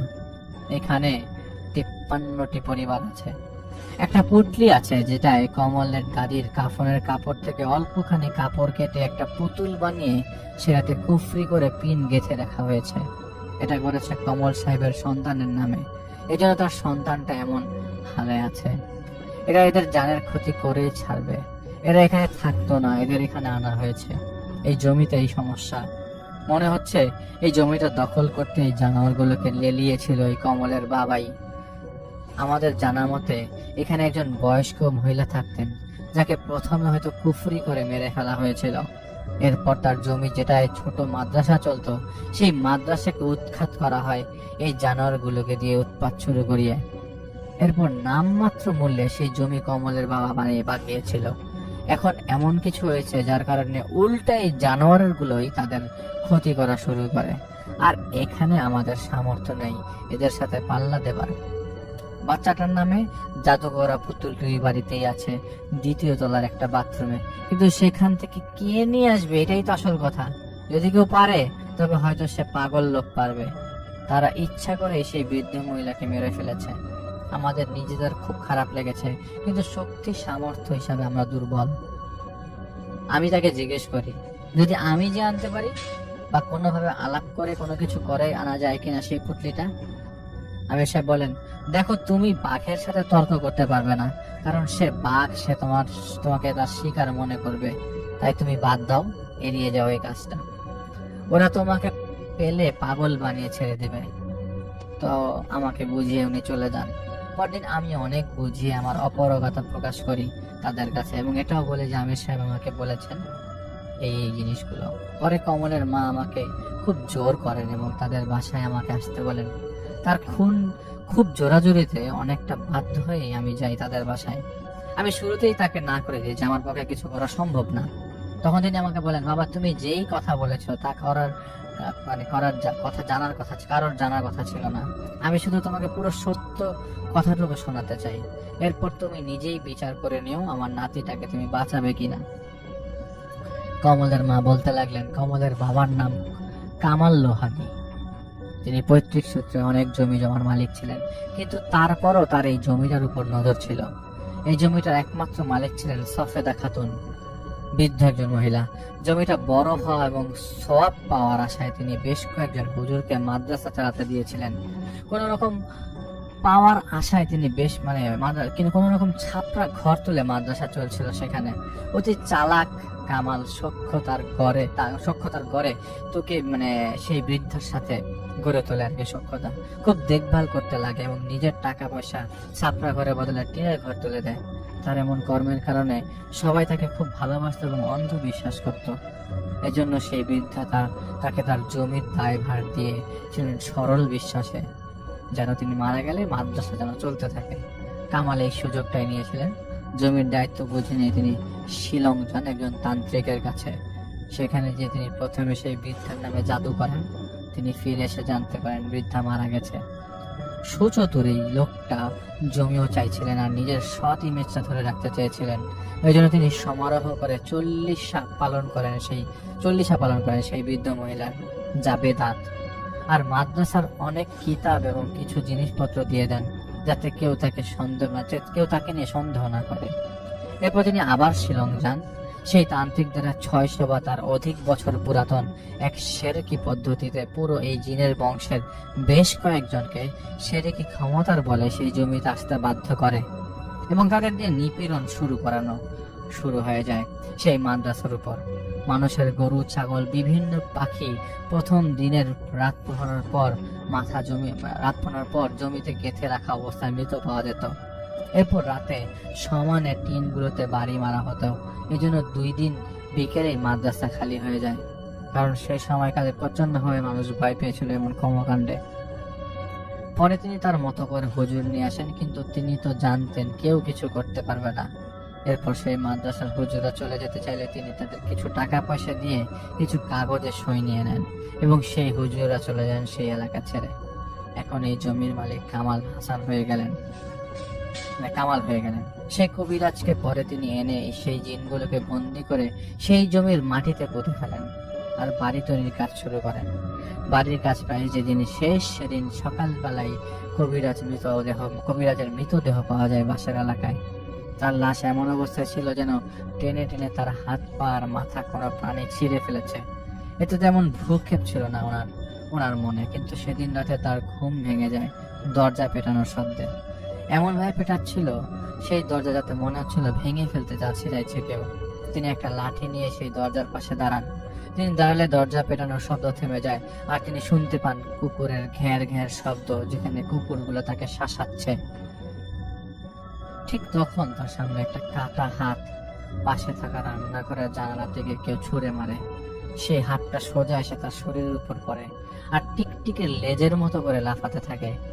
এটা দেখে দৌড়ে তিনি তার স্ত্রী আর ছোট কমলকে নিয়ে বেডরুমের দরজা লাগিয়ে দোয়া দরুদ পড়তে পড়তে রাত কাটিয়ে দেন। এদিকে বাড়ির বাইরে তখন হনুমান যেভাবে হু হু করে ঠিক সেভাবে প্রচন্ড শব্দ হতে লাগলো, সাথে হাতুড়ি দিয়ে দেয়াল পেটানোর শব্দ আসছিল। সেই রাত পোহানোর পর বাইরে বের হয়ে কামাল সাহেব দেখতে পান রাতে যেখানে একটা কাটা হাত তার উপর কেউ ছুঁড়ে মেরেছিল, সেখানে একটা কালো বিড়াল মাথাবিহীন অবস্থায় পড়ে আছে। এই অবস্থায় কামাল সাহেব বুঝে গিয়েছিলেন কে কেন এগুলো করছে। এই জন্য তিনি তার স্ত্রীকে বাড়ি পাঠিয়ে দেন এবং একটা বোর্ডিং এ যেয়ে ওঠেন। মাঝখানে কয়েকদিন কিছু হয়নি, মাসখানেক পর তিনি তার স্ত্রী সহ সেই বাড়িটিতে উঠেন। সাথে তার দূর সম্পর্কে ভাতিজি ছিলেন দেখাশোনার অন্যান্য কাজের জন্য। একদিন চলে যায়, কোনো সমস্যা নেই। পরের দিন রাতে কামাল সাহেবের রাতে ঘুম ভেঙে যায় রান্নাঘর থেকে বিভৎস কিছু শব্দ শুনে। তিনি উঠে যেয়ে চেক করতে যান কোনো সমস্যা কিনা। হাতে ছিল তখনকার আমাদের বড় ব্যাটারির টর্চ। তিনি রান্নাঘরে যে দেখতে পান পুরো ফ্লোরের ছিটা ছিটা রক্ত আর বেশ কিছু চুল পড়ে আছে। আর ঠিক তখন তিনি শুনতে পান, ও কাকা, আমারে বাঁচাও। তার ভাতিজি বলল পেছন থেকে। তিনি দেখতে পাচ্ছেন তার বেডরুমের পাশের রুম থেকে তার ভাতিজি খুঁড়িয়ে খুঁড়িয়ে হাঁটছে। টর্চ মেরে তিনি দেখতে পান তার ভাতিজির এক পায়ের গোড়ালি সম্পূর্ণ আলাদা, বিচ্ছিন্ন হয়ে চামড়ার সাথে ঝুলে আছে। তিনি ভয়ে পেছনের দিকে এক পা দিতেই পড়ে যান পিছলে, আর সাথে সাথে টর্চটা অন হয়ে যায়। টর্চের মৃদু আলোতে তিনি দেখছিলেন তার ভাতিজি কাঁদছে আর তার দিকে এগিয়ে আসছে। আর ঠিক তখনই তার ভাতিজির পেছন থেকে একটা বিশাল দেহের একজন লোক পেছন থেকে কিছুটা দিয়ে আঘাত করে তার ভাতিজিকে নিচে ফেলে পৈশাচিক ভঙ্গিতে তার অন্য একটা পা মুচড়ে টেনে বিচ্ছিন্ন করে ফেলে। কামাল সাহেবের মুখ দিয়ে কোনো শব্দ আসছিল না। তিনি দেখেন সেই বিশাল দেহী জীব তার ভাতিজির ছেঁড়া পা তার দিকে ছুঁড়ে ফেলেছে। সেই অবস্থায় এবার হাসতে হাসতে তার ভাতিজি ভয়ানক ভাবে ক্রল করে তার দিকে এগিয়ে আসতে থাকে আর বলতে থাকে, ও কাকা, আমারে বাঁচাও না। যখন তার ভাতিজি কামাল সাহেবের কাছ থেকে 10-12 হাত দূরে ছিল, সেই জীবটি এবার পুনরায় এসে টেনে হিসে তার ভাতিজির 2 হাত এবার ছিঁড়ে ফেলে উল্লাস করে শুরু করে দেয়। আর তিনি দেখতে পান এবার তার ভাতিজি মৃত্যু যন্ত্রণায় কাঁপতে কাঁপতে মারা যায় তার সামনে। রক্ত বেয়ে বেয়ে তার দিকে আসছিল তখন। এদিকে টর্চের আলো প্রায় নিভু। তিনি সম্ভিত ফেলে বেয়ে টর্চ হাতে নিয়ে তার রান্নাঘর থেকে বটি নিয়ে হাতে নিয়ে চিৎকার করতে করতে তার ভাতিজির লাশকে টপকে যেতে লাগলেন তার স্ত্রী সন্তানের কাছে। ঠিক তখন তার একটা পা তার ভাতিজি কামড়ে ধরে। তিনি তাকিয়ে দেখতে পান তার ভাতিজি বড় বড় চোখ করে তার দিকে তাকিয়ে আছে আর তার পা ধরে কামড়ে আছে। তিনি আতঙ্কে পা ঝাঁকাতে লাগলেন। ঠিক তখন তার ভাতিজি তার পায়ে মরণ কামড় দিয়ে দেয়, যার ফলে তার আর কিছু মনে ছিল না। সকালে তার জ্ঞান ফেরে। তিনি দেখেন তার ভাতিজি, তার স্ত্রী সবাই ভালো আর সুস্থ আছেন। সাথে তাদের অনেক আত্মীয় এসেছিলেন তাকে দেখতে। তার স্ত্রী তাকে বলেন রাতে তার চিৎকার শুনে তাদের ঘুম ভেঙে যায়। আর তখনই তিনি তার ভাতিজি দেখতে পান কামাল নাকি নিজের পায়ে নিজের অজান্তেই বটি ঢুকিয়ে ফেলেছেন। এরপর তিনি নাকি জ্ঞান হারিয়ে ফেলেছেন। তার স্ত্রী জিজ্ঞেস করে, অত রাতে বটি নিয়ে কি করছিলেন তিনি? তখন তিনি একটা বাহানা দিয়ে এড়িয়ে যান আর এটা বলেন টর্চের আলো কমে যাওয়ায় খেয়াল করেননি তিনি, আর ভুলে তার বটির উপর বাঁকে পড়েছে। সেদিন রাতে কমল সাহেব স্বপ্নে দেখতে পান সেই কবিরাজ যাকে দিয়ে তিনি জানোয়ারগুলোকে লেলিয়ে দিয়েছিলেন, সেই কবিরাজ রক্তাক্ত অবস্থায় গড়িয়ে গড়িয়ে তার কাছে এসছে আর তাকে বলছে, হারামজাদা, লোভে পড়লি তুই, সবকিছু করালি তুই, আর দেখ আমার আজ কি অবস্থা। বলতে বলতে সে কবিরাজ তার বিছানার কাছে এসে পড়ে আর তাকে তার 2 হাত দেখাতে থাকে যেখানে তার কবজিগুলো বিচ্ছিন্ন হয়ে ঝুলছিল। সে কবিরাজ কিছু বলতে যাবে, ঠিক তখন সেই বিশাল দেহী লোকটি সেই কবিরাজের মাথা চেপে ধরে এবং টেনে হিচড়ে তার মাথা শরীর থেকে আলাদা করে দেয়। এবার সেই জীব তাকে বলে, এ তো শুরু মাত্র, বিশ্বাস না, এ তো সবে শুরু বলে সেই জীবটা বের হয়ে যায়। তিনি স্বপ্নে দেখছিলেন এগুলো। এবার তিনি জেগে যান বাস্তবে, আর তিনি ধস্তাধস্তির শব্দ শুনতে পাচ্ছিলেন আর পাশে তার স্ত্রী ছিল না। এই জন্য তিনি ভয় পেয়ে রুম থেকে বের হয়ে যান। তিনি রীতিমতো শক্ত হয়ে যান পাথরের মতো।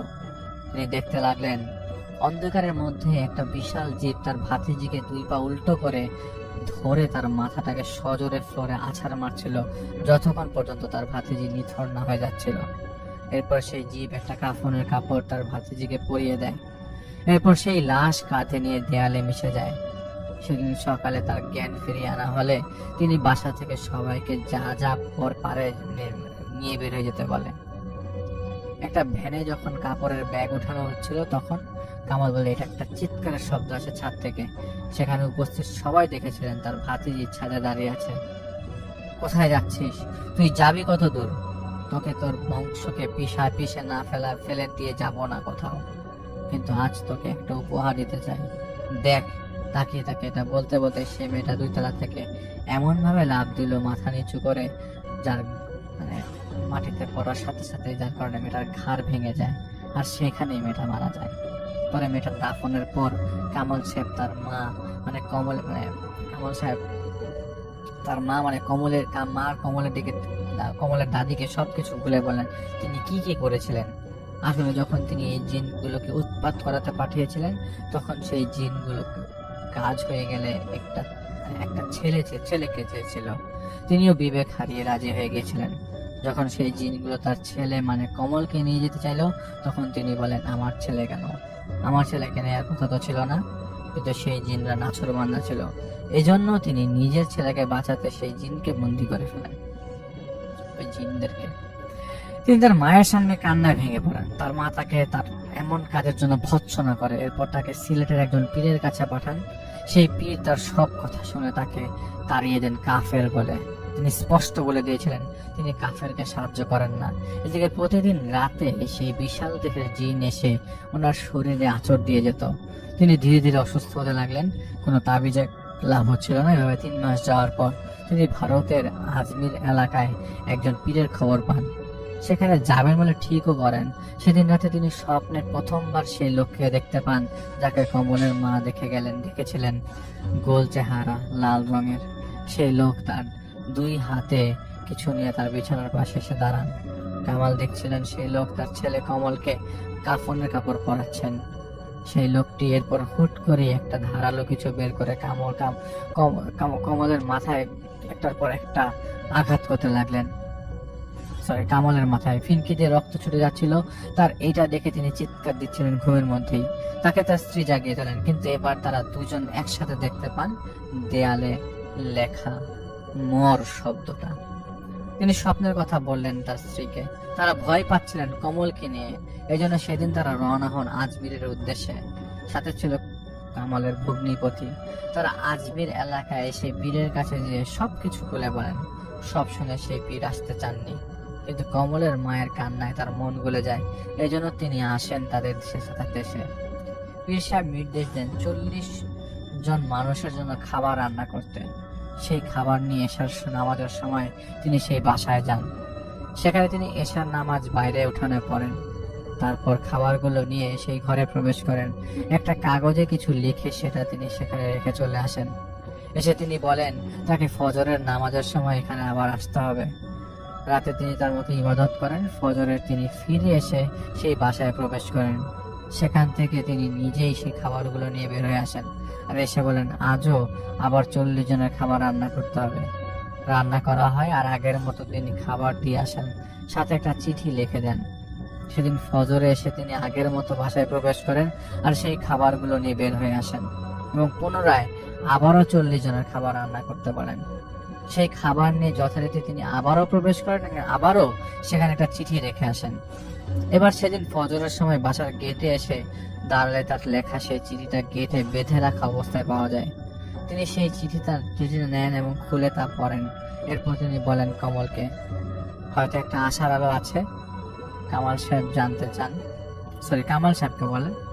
জানতে চান কেন খাবার দেয়া হচ্ছিল। তখন পীর বলেন আমি তাদের খাবার দিয়ে আপ্যায়ন করেছি যাতে করে তারা একবার রাজি হয় আলাপের জন্য। তারপর তারা পরপর 2 দিন খাবার গ্রহণ করেনি, কিন্তু আজ তারা খাবার গ্রহণ করেছে। কামাল জানতে চান এখন কি হবে হুজুর। তো তিনি বলেন আজ রাতে আমরা যাবো এই বাসায়, কথা বলে তাদের বোঝাবো, দেখি আল্লাহ কি চান। তো সেদিন রাতে সেই পীর সাহেব তার কমলের মা যান আর কি, কামাল সাহেবের স্ত্রী। পীর সাহেব কামালকে নিতে চাননি, কারণ ওরা কামালকে মেরে ফেলতে চাইছিল। সেখানে পীর ঢুকে একটা লাঠি দিয়ে গোল দাগ কেটে সেখানে কমলের মাকে বসতে বলেন, কামাল সাহেবের স্ত্রীকে, আর তাকে বলে দেন যত কিছু হোক না কেন তিনি তার চোখ বন্ধ রাখবেন আর যেন এই বৃত্তের বাইরে তিনি কোনোভাবেই না যান। সেখানে কিছুক্ষণ পর থেকে প্রবলভাবে পোকামাকড়ের কিচিরমিচির শব্দ আর ভয়ানক কিছু শব্দ আসতে লাগলো। এরপর পীর তাদের বোঝানোর চেষ্টা করছিলেন যেন মাসুম বাচ্চাকে কষ্ট না দেওয়া হয় আর কামালকে ক্ষমা করে দিতে, কিন্তু সেই জিনের নেতা রাজি হচ্ছিলেন না, বরং তারা কমলকে কিভাবে মারবে আর কামালকে কিভাবে মারবে, তারপর তাদের লাশের সাথে কি করবে এসব লোমহর্ষক বর্ণনা দিচ্ছিল। সেই সময় কান্নায় ভেঙে পড়েন কমলের মা। তিনি বারবার তাদেরকে বলছিলেন তাদের পরিবারকে ক্ষমা করে দিতে, কিন্তু কিছুক্ষণ পর বজ্রপাতের মতো বিকট একটা শব্দ হয়, যার কারণে কমলের মা ভয় পেয়ে সেখান থেকে দৌড় দিয়ে বেরিয়ে যান। বাইরে অপেক্ষা করছিলেন তাদের সাথে আসা কমলের মামা, মানে ভগ্নিপতি যে, তিনি তাকে ধরে ফেলেন। ভয়ের কারণে তিনি কথা বলতে পারছিলেন না। তাকে শান্ত করেন তার ভাই, আর তখন তিনি বলেন ভেতরে কি কি হচ্ছিল তা। আর তখন পীর সাহেব বের হয়ে আসেন, তার হাতে ছিল কাফনের পুটলি আর একটা মাথার খুলি মানুষের। পীর সাহেব পরে সেই খুলি মাটিতে পুঁতে দেন, পুটলিটা বুড়িয়ে দেন, আর শুধু এতটুকু বলেন পেছনে যা হয়েছে তা ভুলে যাও, এই বাড়ির কথা ভুলে যাও, তোমাদের ছেলেকে ওরা কিছু করবে না, আজ থেকে এই বাড়িতে ওরা থাকবে, ভবিষ্যতে এই বাড়ি নিয়ে কোনো ধরনের চিন্তা তোমরা করবে না, না হলে বিপদে পড়তে হবে তোমাদের। এরপর থেকে আর কোনো ঝামেলা তাদের হয়নি। আর এখন সেই সমঝোতা আমার ছেলে ভেঙে ফেলেছে। আমার 4 বছরের মাসুম একটা নাতি যেখানে যেমন বিপদে, সেভাবে আমার পুরো পরিবার বিপদে। আমার শাশুড়িকে মেরে ফেলেছে, আমার নাতি জ্ঞানহীন। এটা কামাল সাহেবের স্ত্রী মানে কমলের মা বলছে, কোনদিন না যেন আমাকে মেরে ফেলে বলে তিনি কাঁদছিলেন। জাহিদ ভাই মানে আমি তাকে বলি তাহলে সেই পীরের সাথে যোগাযোগ করুন, দেখুন না কি হয়। তখন তিনি আমাকে বলেন সেই পীর সাহেব জীবিত নেই এখন। এরপর তিনি আমাকে খুব রিকোয়েস্ট করেন আমার হাত ধরে। উনি ভেবেছিলেন যেহেতু একজন জিনের সাথে আমার সম্পর্ক আছে, তাই হয়তো জিন দিয়ে জিনের সমস্যাটা মিটমাট করতে। আমি তাকে বলি আমাকে তো তারা না করে দিয়েছেন, আমির সাহেব না করে দিয়েছেন, আচ্ছা দেখি কি হয় বলে আমি বের হয়ে আসি। আর কমলকে নিয়ে হাসপাতালে যেয়ে তার সন্তানকে দেখে আসি। বাচ্চাটার মায়া ভরা মুখটা মাথা ঘুরছিল, আর আমি এমনিতেই ইমোশনাল। আমার বিবেক আমাকে খারাপ কিছু করতে দেয় না। তাই আমি আবার ঠিকানা নেই কমলের কাছ থেকে সেই বাসার, এবং সেই বাসার সামনে যাই। সত্যি বলতে পুরো বাড়িটা বাইরে থেকে দেখে একবার ঢোক গিলতে বাধ্য হলাম, ভয় লাগছিল। আমি ধীরে ধীরে যাচ্ছিলাম মূল গেটের দিকে। তখন রাত 8টা বাজে।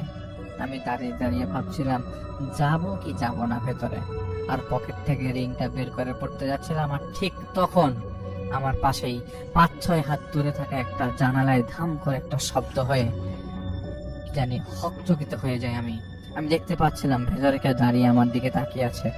এটা সে বুঝে গিয়েছিল যে আমি তাকে দেখতে পাচ্ছি। আমি তখন শুনতে পেলাম হু হু করার শব্দ, আর 2 তলা থেকে ধপ করে মানে অনেক লোকের নামার শব্দ আসছিল। বাড়ি কিন্তু খালি। এটা বুঝে ফেলায় আমি অনেকটা দৌড় দিয়ে বের হয়ে যাই সেই বাড়ি থেকে, আর নিজের বাসায় ফিরে আসি। রাস্তায় যখন আমি হাঁটছিলাম আমার মনে হচ্ছিল আমার পিছনে কেউ হাঁটছে। পরে গাছগুলোতে মনে হচ্ছিল কেউ বসে আছে, এক গাছ থেকে আরেক গাছে যাচ্ছে। হালকা একটু পিছনে তাকিয়ে দেখতে পাই অনেকগুলো কুকুর লাইন ধরে দাঁড়িয়ে আছে। আর তখনই বিদ্যুৎ চলে যায়। প্রচুর শব্দ আমার কানে আসতে লাগলো, ব্যাঙ এবং ঝিঝি পোকার, আর আমার চারপাশে এটা ওঠার পড়ার শব্দ। আমি রিংটা হাতে পরে ফোনের ফ্ল্যাশটা অন করে দেওয়ার পর আর কোনো কিছুই টের পাচ্ছিলাম না, এবং সেই কুকুরগুলো ছিল না। আমি তো জানতাম কে এসেছে পেছন পেছন। এরপর আমি বাসায় পৌঁছাই। আসলে কি অনেক সময় সিচুয়েশন আপনি তৈরি হয়ে যায়।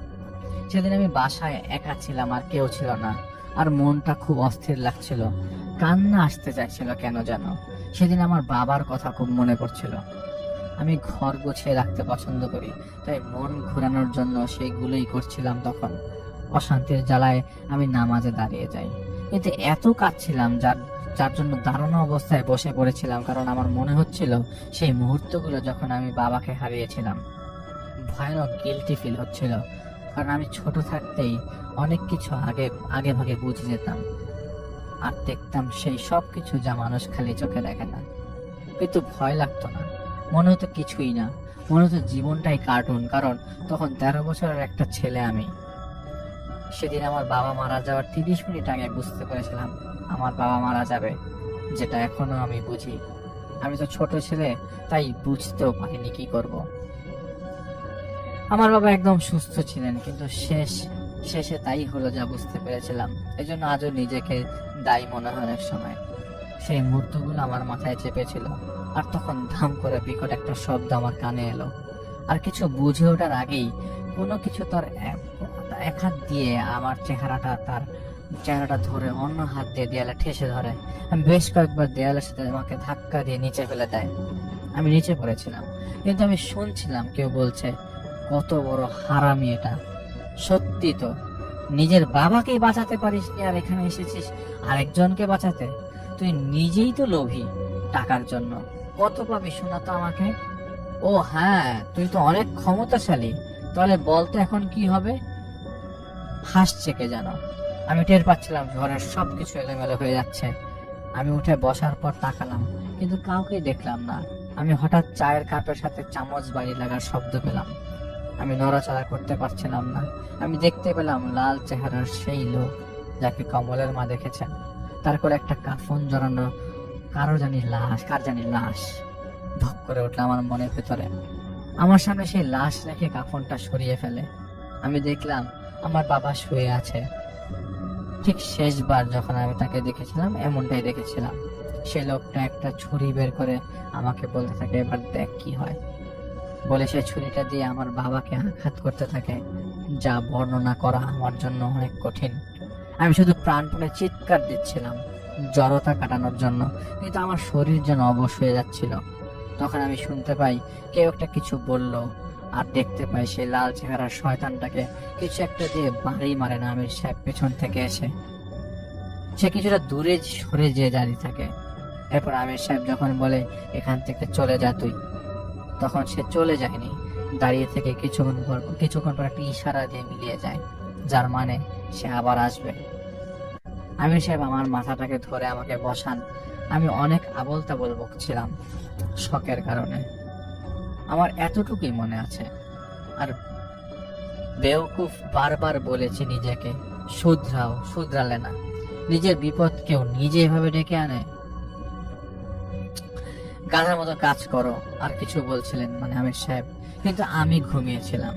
সকালে ঘুম ভেঙে যায়, মাথাটা প্রচন্ড ভার দিয়ে চক্কর দিচ্ছে, কিন্তু রাতের ঘোর কাটেনি। বারবার এই বিভৎস দৃশ্যটুকু মনে পড়ছিল আমার। সারা রাত দুপুর কেটেছি অপরাধ বোধে, কিন্তু বিকেলবেলা মনের ভেতর এত রাগ বেড়ে গেছিল যা বলে বোঝাতে পারবো না। তখন এই ব্যাপারটা কমলদের একার ছিল না। নিজের বাবাকে নিয়ে তামাশা করলে যেমন কেউ বসে থাকবে না, তখন আমি কিভাবে বসে থাকবো? সন্ধ্যায় আমির সাহেব আমাকে বলে যে আমার সাথে চলুন, আর যা হওয়ার হবে। মানে আমি আমির সাহেবকে বলি যে আমার সাথে চলেন, যা হওয়ার হবে, আর যেই থাকুক ওকে শিক্ষা দিয়ে ছাড়বো। উনি বলে, বোকার মতো আচরণ করো না, তুমি জানো না ওদের আমরা সরাতে পারবো না, শুধু শুধু দুশ্মনী বাড়িও না। কিন্তু আমি ওনাকে কনভিন্স করার আপ্রাণ চেষ্টা করি। তিনি আমাকে বলেন, কি করবে তুমি?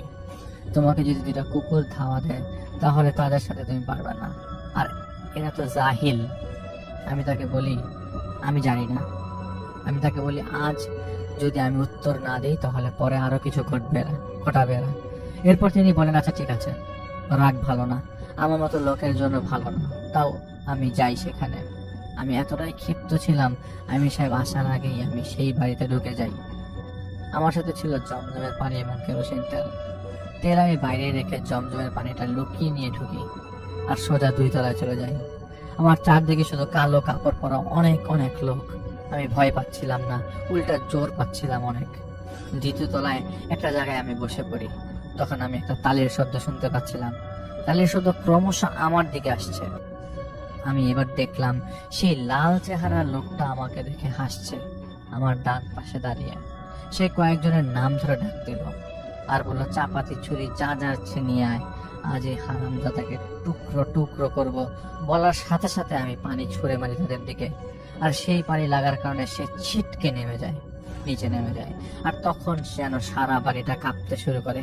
এক ঝাঁক ভাদুর আমাকে ঘিরে ধরে, আচর লাগছিল আর কামড় খাচ্ছিলাম। কোনোভাবে নিচে নামার সময় আমি পরে যে ব্যথা পাই ততক্ষণে আমাকে বাদুরের সাথে সাথে 3-4 ফুট আকৃতির কালো কাপড় পরা ছায়া ধরার চেষ্টা করছিল। এদিকে নিচে নেমে দেখতে পাই গেট লাগানো, আর মনে হচ্ছিল মাথার উপরের ফ্লোরে অনেকগুলা লোক ধপাধপ করছে আর নিচে নেমে আসছে। আমি নিচতলার একটা ঘরে দরজার সামনে দাঁড়িয়ে সেই ঘরের ভিতরে জমজমের পানি ছিটিয়ে দেই, যাতে করে এই ঘরে ওরা ঢুকতে না পারে। কিন্তু ভুলে গিয়েছিলাম যেখানে দাঁড়িয়ে আছি সেখানে ছিটাতে। তখন দেখলাম এই বাড়ি দখলে রাখা সেই জিনদের নেতা, লাল চেহারার সেই লোক বিকট ভাবে আমার সামনে আমার দিকে তাকিয়ে ফুঁসছিল, আর তার পেছনে অজস্র কালো ছায়ামূর্তি এমন ভাবে নড়াচড়া করছিল যে সাধারণ কেউ দেখলে জ্ঞান হারিয়ে ফেলবে। অতি আত্মবিশ্বাস নিয়ে আমি চ্যালেঞ্জ ছুড়ে দিই, আয় পারলে কিছু করে দেখা আমাকে। সেই সময় আমার ডান হাত দরজায় চিপায় ছিল, যা আমি লক্ষ্য করি নাই। তখন সে বলে, আচ্ছা তাই নাকি, বলেই সে হাত তুলে দেয়, আর সপারে গেটটা আমার মুখের উপর বন্ধ হয়ে যায়। আর গেটের চিপায় চাপা লেগে ডান হাতের ছোট আঙ্গুল জয়েন্ট থেকে ভেঙে যায়, ঝুলে পড়ে। আমি সমানে চিৎকার দিচ্ছিলাম যন্ত্রণায়, ভীষণ ব্যথা, ভীষণ। এদিকে সেই দরজা খুলে যায়, কিন্তু কেউ প্রবেশ করতে পারছিল না, পানি ছিটানো থাকায়। মনে হচ্ছিল আমাকে ওরা পেলে ছিঁড়ে ফেলবে। সেই সময় সেই লাল চেহারার জিন যে ছিল তাদের নেতা সে দরজার সামনে এসে দাঁড়ায়, আমাকে দেখতে থাকে। এদিকে ব্যথার সাথে তীব্রভাবে ফুলে ওঠে আমার ডান হাতের ভাঙা ছোট আঙ্গুলের জয়েন্ট। সেই লাল চেহারার জিন সেখানে দাঁড়িয়ে রইল তখনও। ব্যথায় কাতর হয়ে বসে পড়ি আমি। তখন সে আমাকে একটা কাচের টুকরো ছুঁড়ে মারে আর ইশারা দিয়ে বলে, এটা দিয়ে আমি নিজের গলা যেন নিজেই কেটে ফেলি। হাতের ব্যথা খুব বেড়ে গিয়েছিল। উপায়ান্তর না দেখে সেই কাচের টুকরো দিয়ে চোখ বন্ধ করে ফুলে যাওয়া জায়গাটা কেটে ফেলি। সে কাটার দাগ এখনো আছে। অনেকক্ষণ হয়ে গিয়েছিল, কথা বলার শক্তি পাচ্ছিলাম না, হাত পুরো ঠান্ডা হয়ে গিয়েছিল আর আড়ষ্ট হয়েছিল। সেই সময়ে সেই ঘরে প্রবেশ করেন আমির সাহেব। উনি পরীক্ষা করেছিলেন আমি ঠিক আছি কিনা। এরপর একটা কাপড় দিয়ে আরেকটা আঙ্গুলের সাথে ভাঙ্গা আঙ্গুলটা বেঁধে দেন। আমার শরীর ঠান্ডা হয়ে গিয়েছিল। তিনি আমাকে তুলে দাঁড় করান এবং আমাকে নিয়ে বের হয়ে আসেন গেট দিয়ে। এদিকে তখন ইটের ছোট ছোট নুড়ির মতো টুকরা ভালো এদিক ওদিক ছুঁড়ে মারছিল। গেট দিয়ে বের হয়ে চলে আসার সময় সেই নেতা পেছন থেকে বলে ওঠে, আরে কাপুরুষ, যাচ্ছিস? বাহাদুরি কি শেষ? যা চলে যা। কিন্তু আমি যাব এখন একজনের কাছে, তোর খুব কাছের মানুষ, দেখা দিয়ে আসবো আর তোর কথা বলবো, কত বড় বাহাদুর তুই, তা জানা দরকার। আমির সাহেব আমাকে বলেন, কিছু কি করতে পারবে? আমি বললাম, কি? উনি আমাকে বলেন, যা করতেছিস তা করেই যাব। দ্বিতীয় তলায় তুমি উঠে সোজা হেঁটে যাবে। ফাঁকা ডাইনিং পার হওয়ার পরে বাম দিকের প্রথম ঘর হলো রান্নাঘর, সেখানে পুটলিটা আছে, নিয়ে নেমে আসো। তার আগে এই বাড়িতে আগুন লাগিয়ে দাও, ভেতরে ঢোকো, সেই কেরোসিন তুমি নিয়ে এসেছো তা ছিটিয়ে দাও, আগুন আপনি জ্বলে উঠবে। আমি বাম হাত দিয়ে কেরোসিনের বোতল নিয়ে ঢুকি এবং ছিটাতে শুরু করি, আর আমির সাহেব সূরা মুজাম্মিল পাঠ করতে শুরু করেন। আমি তেল ছিটানোর সময় আবারও বাহাদুর আমাকে ঘুরে চারপাশে ঘিরে ধরে, কামড়াতে শুরু করে। আমি ঠিকই উপরে উঠে যাই। হাতের ব্যথার কথা বেমালুম মনে ছিল না, কিন্তু প্রচন্ড জোশ কাজ করছিল আমার ভেতরে। দ্বিতীয়তলে উঠে আমি সেই ডাইনিং এর সামনে আসতে দেখি 3-4 ফুট আকৃতির কিছু লোক দাঁড়িয়ে আমাকে শাসাচ্ছে। কিন্তু আমি ঠিকই সেই ঘরে ঢুকে যাই তেল ছিটাতে, আর একটা পুটলি খুঁজে পাই সাদা রঙের। সেটা নিয়ে নিচে নেমে এসে দেখতে পাই কালো কালো ছায়ায় ভরপুর নিচতলা, আর একটা আগুনের ফুলকি নিচে পড়লো উপর থেকে কেরোসিনের উপর, যার জন্য একটুখানি ধাউ ধাউ করে আগুন জ্বলে উঠলো। সেই আগুনের আলোতে দেখছিলাম সেই কালো ছায়ার মতো জিনগুলোর মুখ দিয়ে লালা ঝরছে, আর তাদের নেতা দাঁড়িয়ে আছে। ততক্ষণে আগুন আবার নিভে যায়। এবার সেই নেতা হুমকি দিতে শুরু করে যে, আমির সাহেব বলেন, তুই চুপ কর জাহেল, তোকে এখান থেকে বিদায় করতে আসিনি, এসেছি তোর জাহেলি কাজের উচিত শিক্ষা দিতে। কথা দে তুই আমার ছেলের পেছনে ঘুরবি না, আর কমলের পরিবারের কারোর কোনো ক্ষতি তুই করবি না। সে রাজি হচ্ছিল না। তখন আমির সাহেব বলেন, আমার ছেলে তোদের এই আড্ডাখানায় আগুন লাগিয়ে দেবে, আর সেই আগুনে তোর ইচ্ছা ধ্বংস হবে। তখন তাদের নেতা বলল যে, তোর ছেলের এত সাহস নেই। তখন আমির সাহেব বলেন, তোরা কি অন্ধ নাকি? সত্য অস্বীকার করা তোদের অস্বভাব। তখন সেই নেতা বলে, তোর কাছ থেকে সত্য সত্য সত্য শিখতে হবে নাকি? আমরা সত্য কি তা জানি, আর সত্য হলো তোরা কাপুরুষ। তখন আমির সাহেব বলেন, কিসের সত্য তোরা জানিস? বয়বৃদ্ধ একজন মহিলাকে ভয় দেখিয়ে মেরে ফেলেছিস, আরেকজনকে আঘাত করে মেরে ফেলেছিস, সেটা কি কাপুরুষের তোর কাজ না? জাহিল কোথাকার, তোরা না জানি কত নিষ্পাপ লোকের ক্ষতি করেছিস। তোদের বিচার হবে কিয়ামতের দিন, আর মরবি তোরা জিল্লাতের মৃত্যু। অনেক তর্কাতর্কি হয় আমির সাহেবের সাথে ওদের। এর মধ্যে একটা আগুনের ফুলকি এবার অন্যদিকে ছিটানো কেরোসিনের উপর ফেলে দেন আমির সাহেব। আর এবার তিনি বলেন, আমি আমার জানের মালিক, এই দুনিয়ার মালিক, সমস্ত সৃষ্টির মালিক আল্লাহর শপথ নিয়ে তোদের বলছি, যদি তোরা বাড়াবাড়ি করতে থাকিস তো শপথ 7 আসমানের মালিকের, তোদের এখানে পুড়িয়ে ছাই করে দেব। আর আগে উনি নিজেও ফেটে পড়ছিলেন, তখন শেষে এক পর্যায়ে তারা বলে দেয় তাদের এরপর আর যেন কেউ বিরক্ত না করে, তারা আর কারো কিছু নেবে না, না আমার না কমলের। তখন তিনি বলেন, না, তোদের শর্ত আমি মানবো না, আমাদের শর্ত তোদের মানতে হবে। এরপর থেকে তোরা কারো ক্ষতি করবি না, কারণ না। এরপর আরো তর্কাতর্কি হওয়ার পর তারা রাজি হয়। এদিকে আমার অবস্থা ততক্ষণে খুব খারাপ, হাত নীল হতে শুরু হয়েছে, আর বোধ পাচ্ছিলাম না, সাথে পুরো শরীর ঝাঁকি দিচ্ছিল। আমাকে আমির সাহেব বাইরে নিয়ে আসছেন এবং সেই পুটলি খুলতে বলেন। পুটলি থেকে 8টি বিভিন্ন বস্তু ছিল যা আমির সাহেব নিজের কাছে নিয়ে যান এবং আমাকে গাইড করে একটা ক্লিনিকের কাছে নিয়ে যান। সেখান থেকে আমি কমলকে ফোন দিয়ে আমার কাছে আসতে বলি।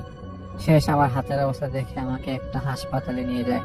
ততক্ষণে আমির সাহেব এসে আমাকে বলেন, 1 ঘন্টার মধ্যে কমলের সন্তানের জ্ঞান ফিরবে আর কালকের মধ্যে সব ঠিক হয়ে যাবে। এই কথা আমি কমলকে বলি। আল্লাহর রহমতে ওদের সন্তানের জ্ঞান ফেরে। এদিকে আমার আঙ্গুলে প্লাস্টার করা হয়, ড্রেসিং করা হয়, এক্সরে করে দেখা যায় জয়েন্ট থেকে আলাদা হয়ে একটু নিচে নেমে গেছে, আর সেভাবেই পরে জোড়া নেয় আমার হাতের কনিষ্ঠ আঙ্গুল। আর এরপর থেকে আর কোনো সমস্যা হয়নি কমলদের, কারণ তারা বিদেশে ভুলে যায় তার মাকে নিয়ে, চলে যায় তার মাকে নিয়ে। জানি না এ কেমন লাগবে ঘটনা। আজ শুরুতে অনেক কথা বলেছি, এখন অল্প একটু কথা বলতে চাই। ঘটনা বিশ্বাস করতে হবে না, শুধু উপভোগ করুন।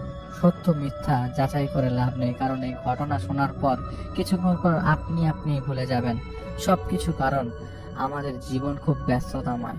দয়া করে ভুল ধারণা পোষণ করা থেকে বিরত থাকুন যে আমি হয়তো রূপক।